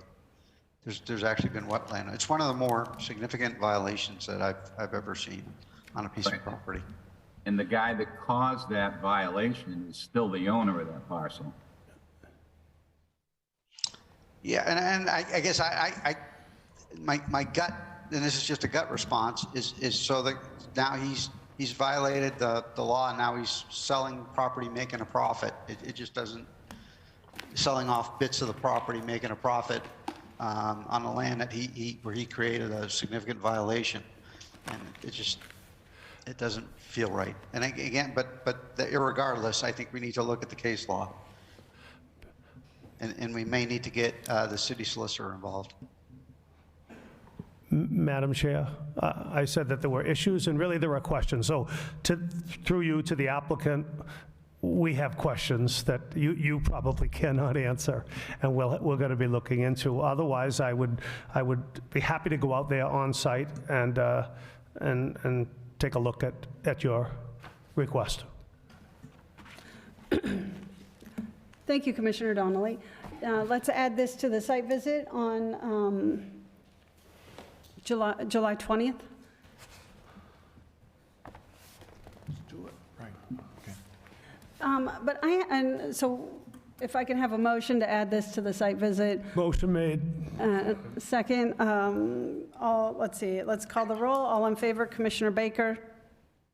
Aye. Commissioner Christian? Aye. Commissioner Donnelly? Aye. Commissioner Helene? Aye. Commissioner Satterfield, aye. Thank you. We'll continue this to the site visit. But Michael O'Hara, as I recall, Michael here. you, Michael O'Hara, as I recall, On this end of the line. there was an attempt to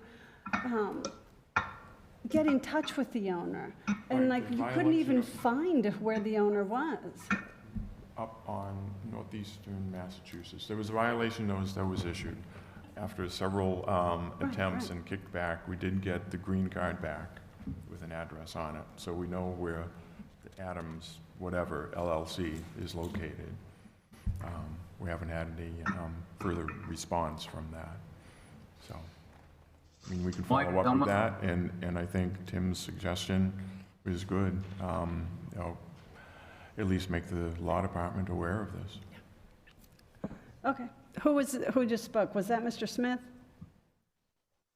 No, it's me, Paul. Go ahead, Mr. Grasowitz.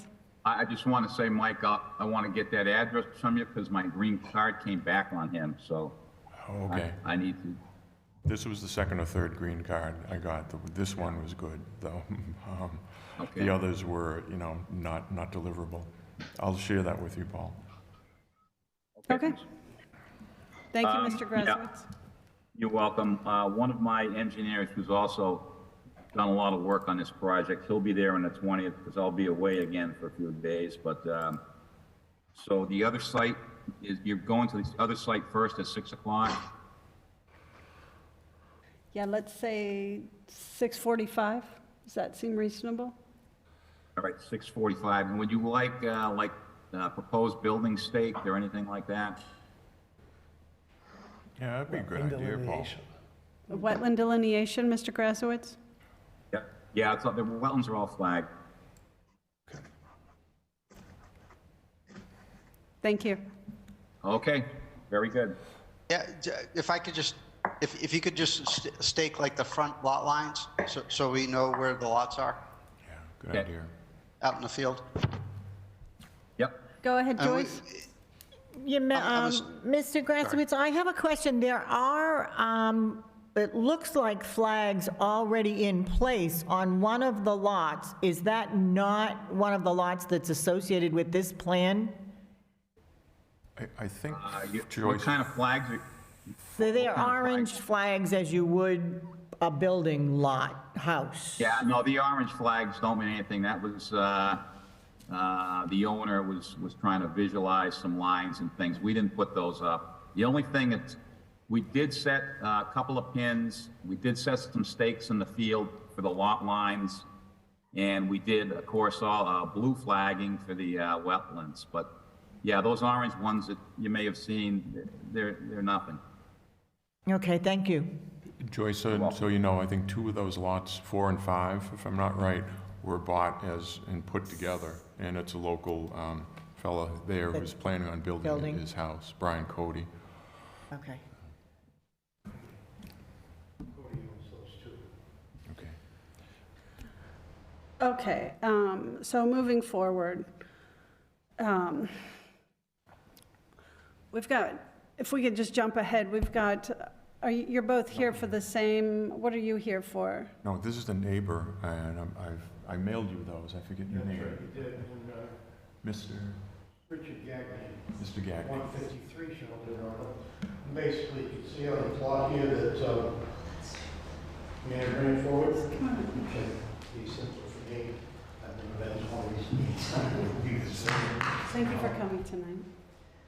You're right across the street. I'm right across the street from this plot, and this, he's referring to it as a gravel road, but it's dirt, it's sand and boulders, only small, large rocks.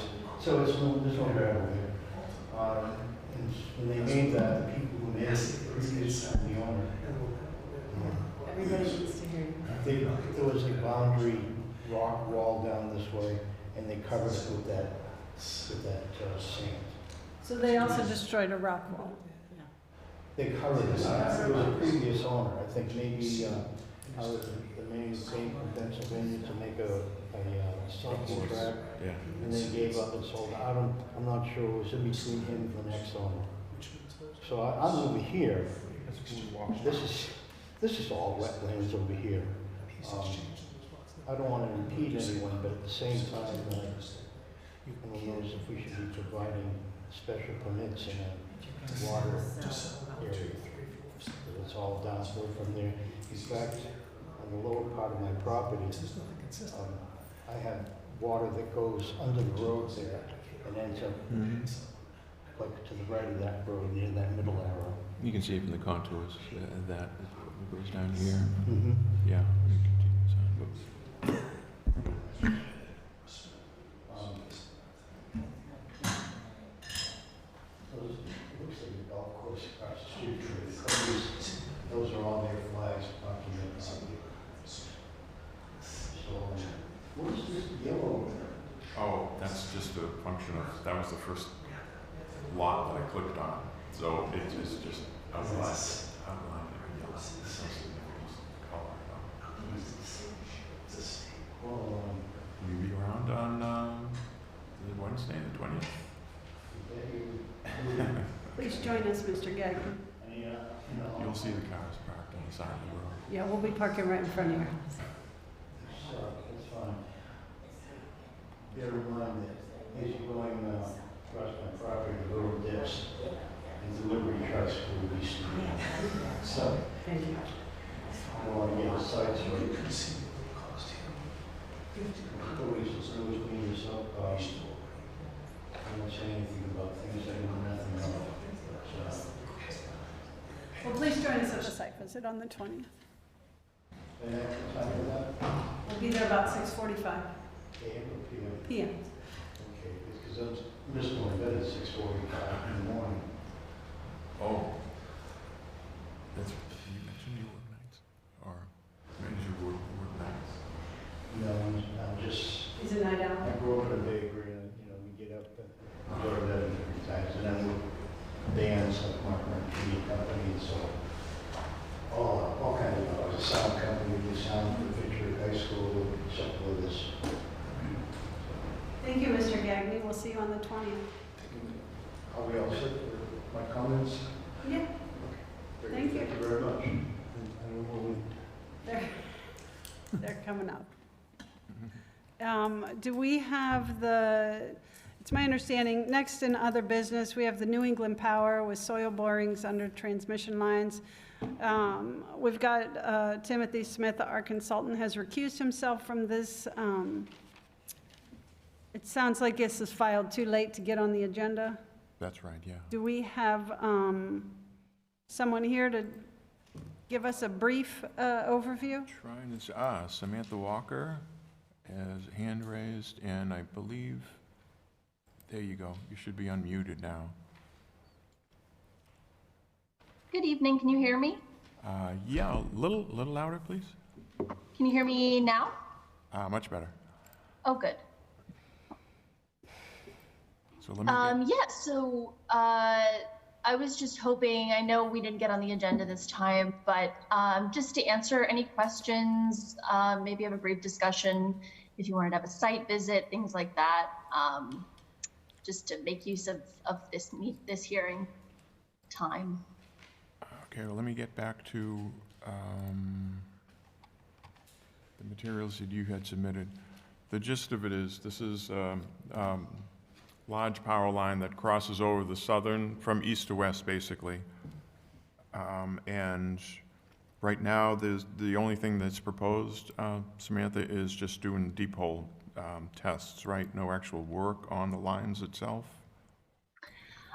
Currently what is being proposed is 7 soil borings, as well as access route improvements and establishment to get to those borings.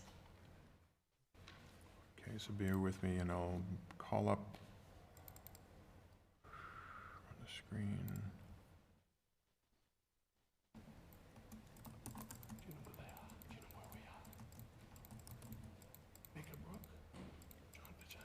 So is this at the very tail end? Thank you, Mr. Gagnon. Because we didn't Plan get a set. plan for this one. The plan set is, more towards, it's page 31. 30, Okay, I get getting 30. there. Yep. Okay, there we go. At least some of it.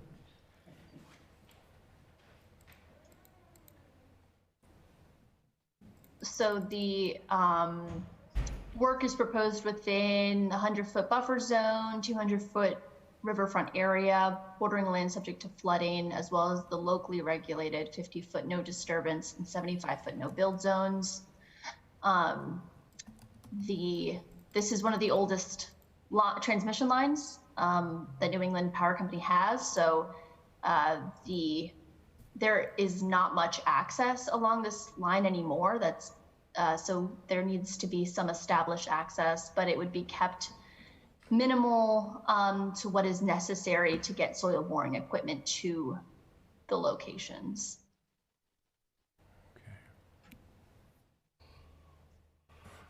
And as Tim had alluded to earlier today in an email, I mean, he's out of it because of the clear conflict of interest still. So does the commission feel the need to have an outside review of the notice of intent? Well, we haven't received the notice of intent, correct? Well, right.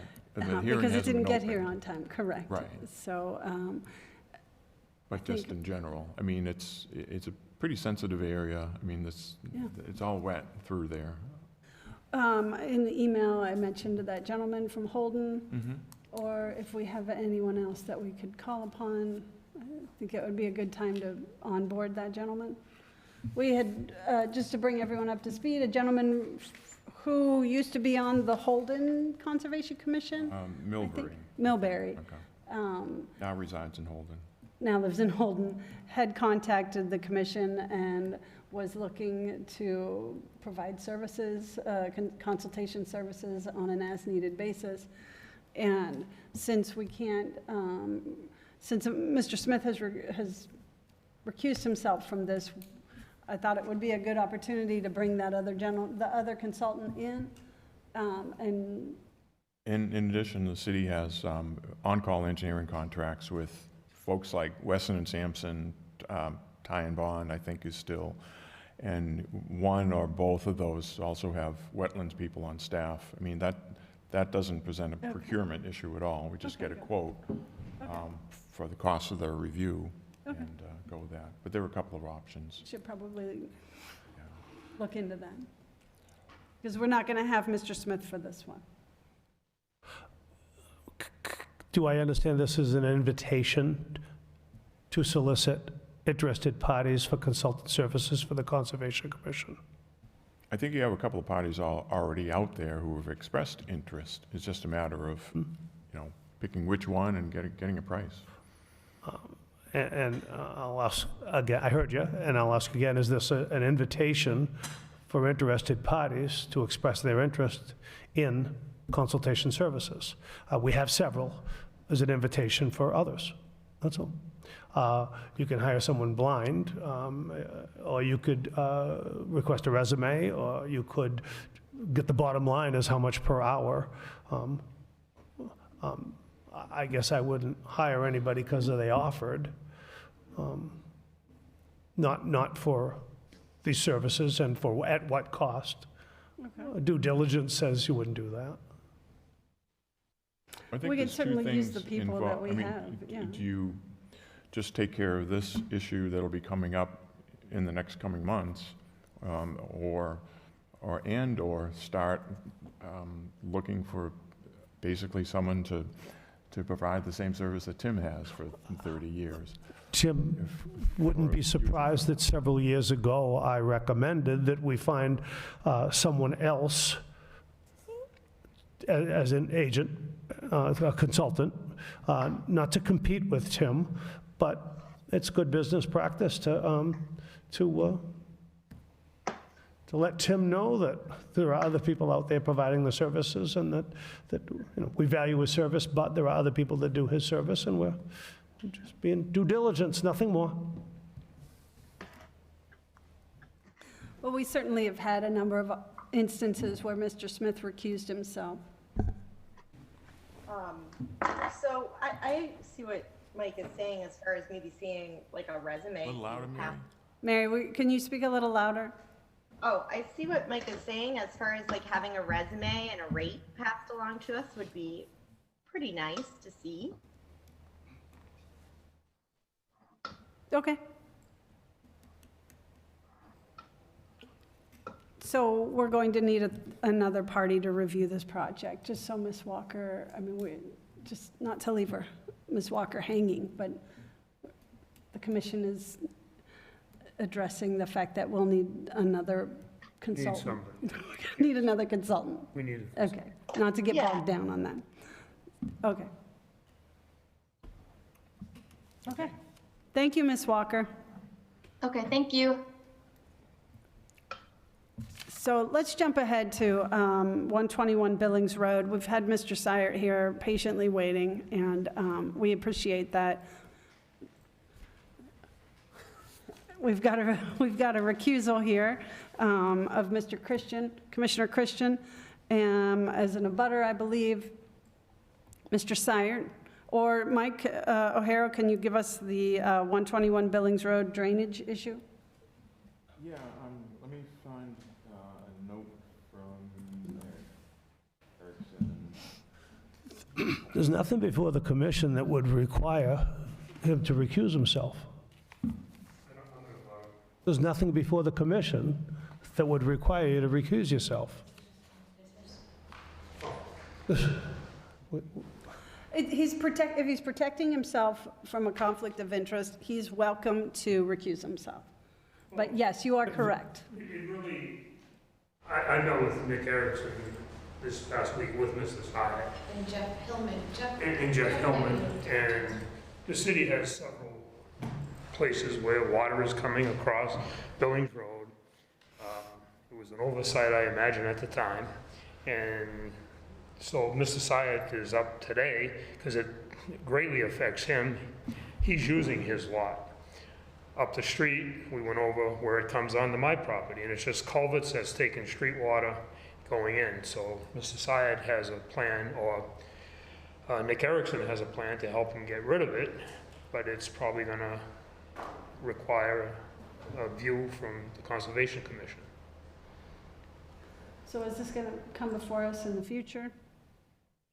Yeah, it can. I mean, the gist of it, here's a note from Nick. Second issue to talk about is Billings Road. His most current proposal is construct a retention pond to intercept city runoff. Let me scooch down a bit so you can see more of what Nick put together. To construct a retention pond to intercept city runoff and runoff from his neighbor's property and pipe it to the edge of his property to discharge it to the stream. He has the support of the abutter behind him, Mr. Christian. This is something that would require Concom approval, and he attached this sketch. I think there has to be at least some kind of filing with the commission. We could probably do it with a request for determination, but there is, obviously work within the buffer zone. So we can do up a quick request for determination, paperwork, get it on the August agenda, and hopefully earlier rather than later, so that Mr. Syed doesn't have to wait until 8:30. It's a city problem that Right. he's willing to help fix. So Nick is involved, but My name's Tom Syed. I live on corner of Billings and Richardson Road, and I own property on Billings Road. I own Lot 1 and 2, and I have my sheep up on Lot 2 right now, and there's a lot of water that comes off the road and runs across my Lot 1, and it's been running across there since they built, I think, 4 homes up there, and there is a lot of water that comes through. And there's a lot of oak trees right where it comes in, and now they're standing dead oak trees. I think there's over 100 of them, and I think the smallest one is around 12 inches. But I got a couple in there that are 32, 34 inches in diameter. And they make a lot of acorns for the wildlife and everything else, and I don't want to lose them. That's why I wanted to put that drainage in there.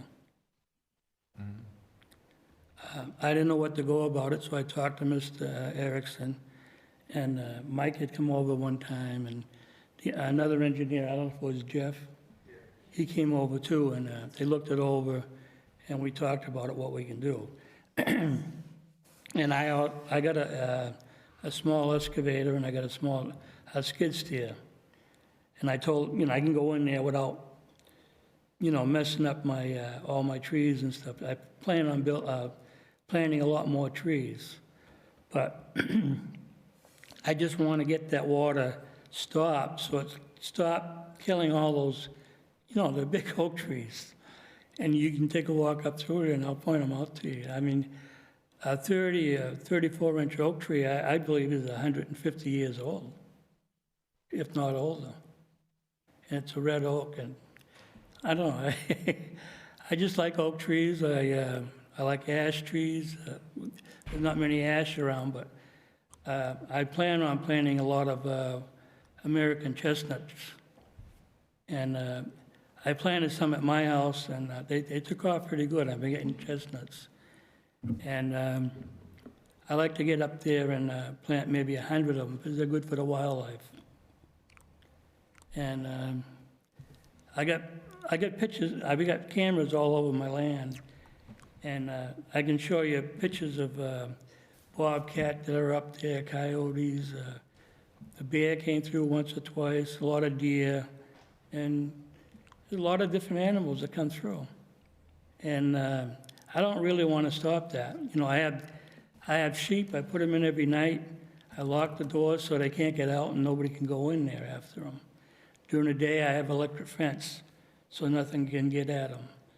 But I don't know what to say. I talked to Mr. Erickson. I told him I'd do some of the work, whatever it takes. But I couldn't afford the pipe and do the work besides. But the water is coming from Billings Road.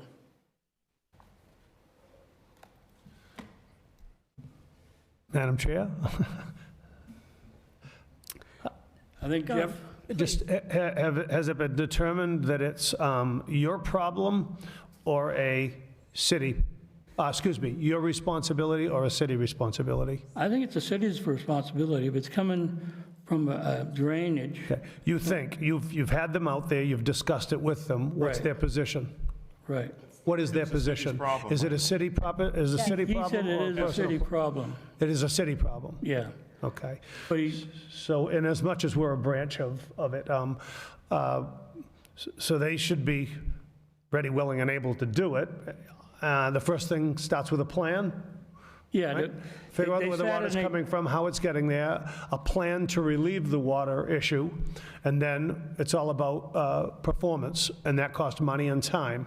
Right. You've offered your services to help the city correct a city responsibility. If they've accepted that, it takes time, I know this firsthand, for them to get about doing it. So anything that you can do to accelerate their performance.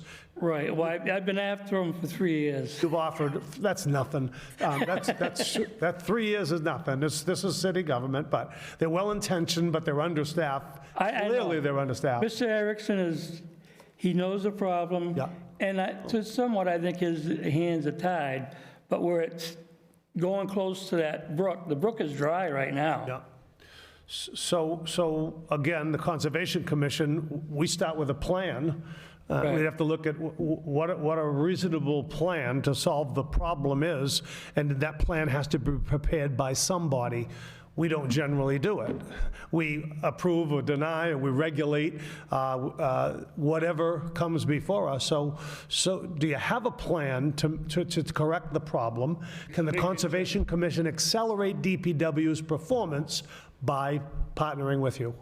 I think part of where it's been missed is Nick and Jeff said they would take care of that. They were gonna help Mr. Syed file the paperwork and a plan, and Nick is on vacation.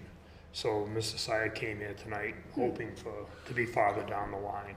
He's been waiting, and now it's, here it is. I hate to go through another one. Yeah. So I imagine the plan will be forthcoming when Nick comes back. Great, that's great. Okay. DPW performs, and it takes time, but the squeaky wheel gets the grease, and, that's all I can say. I understand that it takes time. Yeah, but so I guess I'm encouraging you, number one, to stay on them. Number two, to assist in a plan to remediate the problem. You have some ideas of how it could be done. It's on your land. City doesn't go onto your land. I know. They don't. The other taxpayers may, second guess, question that. So I guess put together somewhat of a plan and do everything you can to push them and nudge them so that goes to the top of their list, because there's a lot of bigger fish to fry, no offense. Yeah. Commissioner, if I can interrupt, we've got Mr. Hillman with his hand raised from the city engineering office. Go ahead, Mr. Hillman. Yes, so I'd like to answer a majority of those questions. The plan that you see on the screen right now is actually provided by myself and Nick Erickson. This is our thought process in terms of trying to fix or, solve as best as we can the drainage issue that's coming off of Billings Road onto his property. Currently right now on the lower I guess you would consider it the southeast corner of lot number 141. There is, I believe, 2, if not 3 drainage pipes that come across from the top right corner to the bottom left corner of that parcel from Billings Road, and they actually disperse water from Billings Road. It's part of the city drainage system, and it disperses water into Mr. Syed's property. And where you can see we have proposed the retention basin, that is the approximate area from where from when Nick and I went out and met with Mr. Syed, that is the approximate wet area from those conduit or culverts from Billings Road. They disperse water to there. So our thought process is to add a retention basin to collect the water and then run a culvert or an outfall that's going to go from that retention basin back southwest to the portion of his property and tied into the existing stream that's in the western portion of that parcel, of his parcel. And our intentions is to berm the culvert to alleviate from the frost heaving and weather damage from over the years. So yes, Nick and I are on board with trying to work with him. The thought process was we would provide him with the pipe, and then he would assist in the excavation work to install said pipe and materials. Sounds like Mr. Syed's neighbor has to give the Conservation Commission a sketch as to your plan and look for the Conservation Commission's blessing. This commissioner would have had it done by now. You're the neighbor that I was speaking of.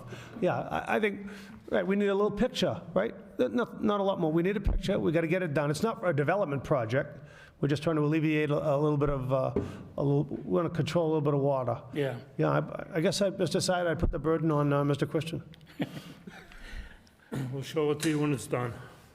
Well, Thank you, for Mr. listening. Syed. Thank you for Thank your you. patience, Mr. Syed. Thank you. Okay, moving on, we've got,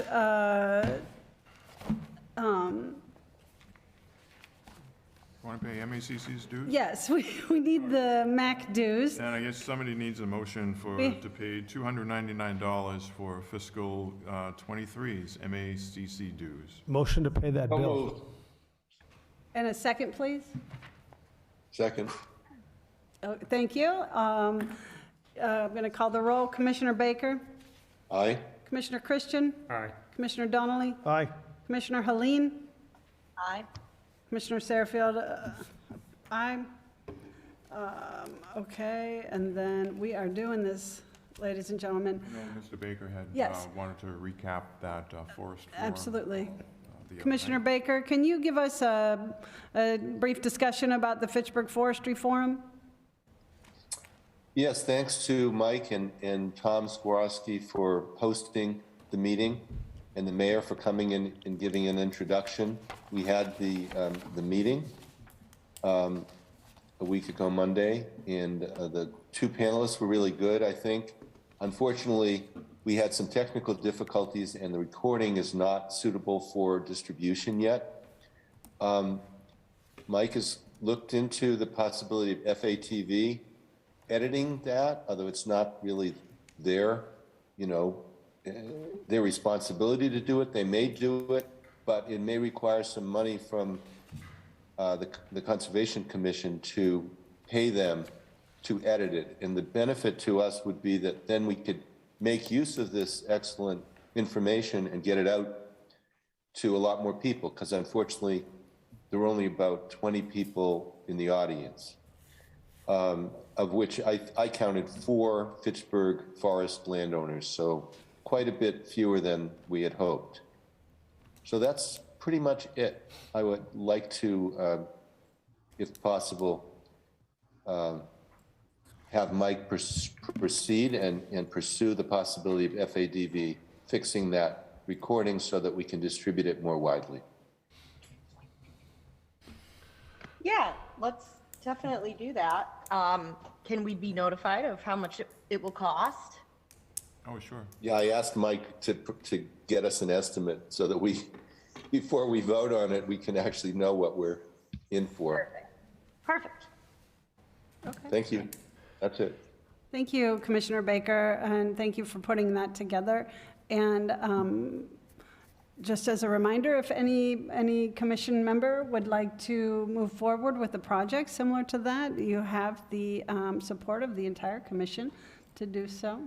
Education is part of our mission, and we have had many successful events in the past, which brings me to the Saturday from 9 to 11. The rain barrel distribution is happening at the East Plant. Lanity's Lane. Yes, at the East Plant. And I have it on good authority that Mr. Morosky will be there. And so if anybody would like an opportunity to say hello to a former friend of the commission, he'll be there, apparently. Also, is a matter of correspondence. We have a letter from Commissioner Donnelly about Slocum at 170 Arnhow Farm Road. Mr. Donnelly, Commissioner Donnelly, would you like to reference that letter? I just share with the Conservation Commission that an outstanding violation at 170 Arnhow Farm Road. I'm looking for a resolution. And my thought was one of the resolutions was to inform the listing agent that with respect to full disclosure, the current property owner is in violation.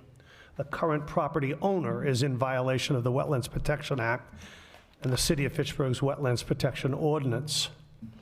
And further, that the aforementioned violation is transferable with the property and enforceable upon future heirs and assigns or the next buyer. And that's simply giving a heads up to the listing agent and Lair Realty Property to share with the potential buyer. My hope is not to incite fear or retaliation or whatever, is to put that violation to rest. And I thought that this may be one way to get it addressed. I was hoping that this letter or an equal letter could be sent via certified mail to representatives of Lair Realty Partners, and we've done due diligence. And the letter, you have a hard copy. I didn't provide you with a certified letter, return receipt requested, but they're available at probably at City Hall, but definitely at the post office. And if it went out tomorrow, then we've done due diligence for tonight on that property, on that violation. Commissioner Donnelly, is there a motion do we have a motion to send this letter? I think that was it. Motion to submit via certified letter, return receipt requested, the following notice. I stated the notice. You have a hard copy in hand. That is in the form of a notice, a motion. Can we have a second for that? I second that. Okay, I'm going to call the roll. Commissioner Baker? Aye. Commissioner Christian? Aye. Commissioner Donnelly? Aye. Commissioner Helene? Aye. Commissioner Sarfield? Aye. So we'll get that sent out? Yep. Tomorrow? Can you get that tomorrow? We'll talk. Okay. Thank you for doing that, Michael. Okay. And lastly, under correspondence, we have adoption of a written protocol for handling violations that I think we should put on the agenda publicly for the August meeting so that we can have it be strictly according to Hoyle, and it's in the agenda, publicly posted, and this has to do with an enforcement protocol. My reason for bringing it up now is in the next 30 days, the commission would have something to chew on so that they could constructively contribute to a final document. If 7B says that, up top says the motion and subsequent adoption of a written policy is offered for a 30-day window only. I'm bringing this up today, and I'm challenging the Conservation Commission within the next 30 days to fine-tune it, because this is one man's solution to an ongoing problem. Although I have witnessed and dealt with the problem longer than everybody combined.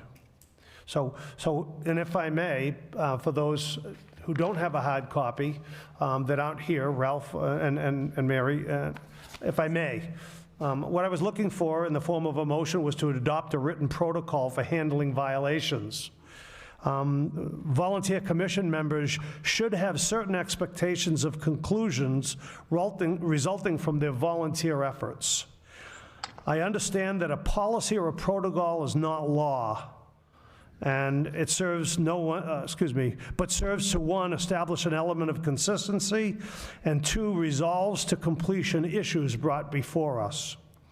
The motion that I'm bringing forward, or my proposed motion, is good for 30 days. After 30 days, I don't want to discuss it. I guess you can pick it up from there. I want to solve it. I want to do it in the next 30 days and be done with it. And my first draft included a site visit by the agent as a number one action. That agent determines whether there is or is not a violation. The third thing that he'll do is give a verbal notice and a written notice. The verbal notice is optional, but the written notice is not. State the violation and issue a directive, issue a cease and desist, attend the next meeting, and file the appropriate document. Those are all statements to the violator. The fourth item was for the CONSCOM to issue a finding. Either it's a major or a minor violation. We can discuss major or minor, but I don't want any in between. There's a difference between a minor violation and a major violation, and there are just different remedies for them. The violator would file the appropriate RDA or an NOI if required, if it was perhaps a major violation. You can see how loose this is. And lastly, any violation, not lastly, but number 6, any violation that's determined to be major shall be issued a violation notice and assessed a fine of $300. That protocol exists in the building department and the health department as we speak. We can simply adopt it in this department. And lastly, subsequent violations, including failure to pay the fine that they were issued of $300 for that violation, and corrective action shall be handled in one of two manners. Remand the violation to the Department of Environmental Protection, getting it off our plate, or 2, assess a fine of $300 per day via certified letter. Immediate court intervention filed after 30 days. Any and all of this is to get it off our plate, to solve an environmental violation or a problem and be done with it, and not to belabor it over some that I've dealt with for 3, 5, 10, or never dealt with. They deserve it. The people of Fitchburg, those interested in environment and conservation, and surely the volunteers here on the Conservation Commission deserve no less for their time. Thank you. Ralph, thank you for inviting us out there for the tree deal. I wanted to run this one by you. I heard that one of the speakers spoke to the beaver being a wonderful contributor to our global warming and/or water resource. And since she said that, someone would argue that the greatest threat to cold water fisheries is the beaver. You chew on that, Ralphie. I'll talk with you on a site walk. Okay. Hey, Michael, I have to ask you a question about your protocol. Have you run it past our legal counsel? I don't particularly want to get that deep. I'd like to handle it in-house. I'd like us to establish what protocol works for us. I don't intend to step on toes. I think everything that I said is kind of clearly already written. It's just yet to be enforced. Nor does the Conservation Commission volunteers, are they necessarily aware of some of the options to them. I think I appreciate that, yeah. I think if you think that legal remedy in terms of language or protocol could best come out of the legal department, I challenge you to get their input. But as far as that's what I have to share, right or wrong. That's what I have to share. I have a question. Go ahead, So Commissioner. I do believe in protocol, and that way everybody gets handled the same. But in the end game, what tools do we have for enforcement? When you're ignored, when nothing happens, you have a ticket book, you're gonna go out there and shut them down? What, in reality, in putting this forth, what are your tools of enforcement? Number 7 dealt with that. Remand it to the Mass Department of Environmental Protection. Therefore, that's it for us. We've given it our problem to somebody else. Remember, we're enforcing their law. It's a state law. We've just given them back their problem. The alternative, once we send them certified mail, $300 per day, and we give them 30 days, I believe that we've satisfied our responsibility under the Wetlands Protection Act and go to court. And I believe that we'll prevail in court. And again, you can go to the legal department, but I'm pretty confident, provided things are in writing, provided we've given them the 30-day, provided we've given them sufficient notice, that the Wetlands Protection Act protects our interest locally. But one of the things I remember from one of those initiation sessions that MACC offers is that you have to be very careful that you've documented things properly. Yes. You probably already also remember, that a order of conditions must be enforceable. So the language in an order of conditions has to meet legal scrutiny. Well, I guess I'll chime in here and ask if everybody, I don't know, maybe a year and a half ago, I circulated an updated, no, it must have been 2 or 2.5 years. I circulated an updated boilerplate order of conditions that was more enforceable and more, or less ambiguous, I guess. And I'll certainly dust that off and send it around again. And that came out of it was a MAC conference where I sat through a session on writing enforceable orders of condition. And so I'll send that around again. And we can perhaps adopt that as our new boilerplate order of conditions. What is this? This is July, so maybe we can get that squared away and work on that as part of this. Commissioner Helene? Yeah, I love that. Please do circulate that. And I think I really like what Mike passed around too, because, you know, this is like a clear enforceable guide of what we do next. And if this doesn't happen, then we go to this plan of action. So, you know, looking at both of those things, I think will be great. But they are kind of separate things, right? Order of conditions, and then what happens when people violate those orders of condition, or just for regular violations that we've come across. So both of those are super useful.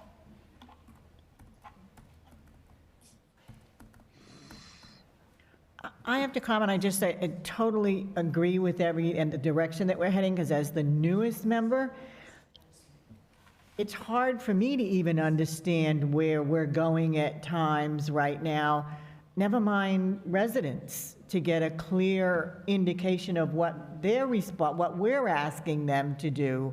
If I'm not sure I understand it sometimes, and I know that's a learning curve, but anything that we can keep as a protocol that's standard as you say, how to write notice of intent, I think that's great. I also would like to comment that it's probably easiest to facilitate compliance than it is to enforce a violation.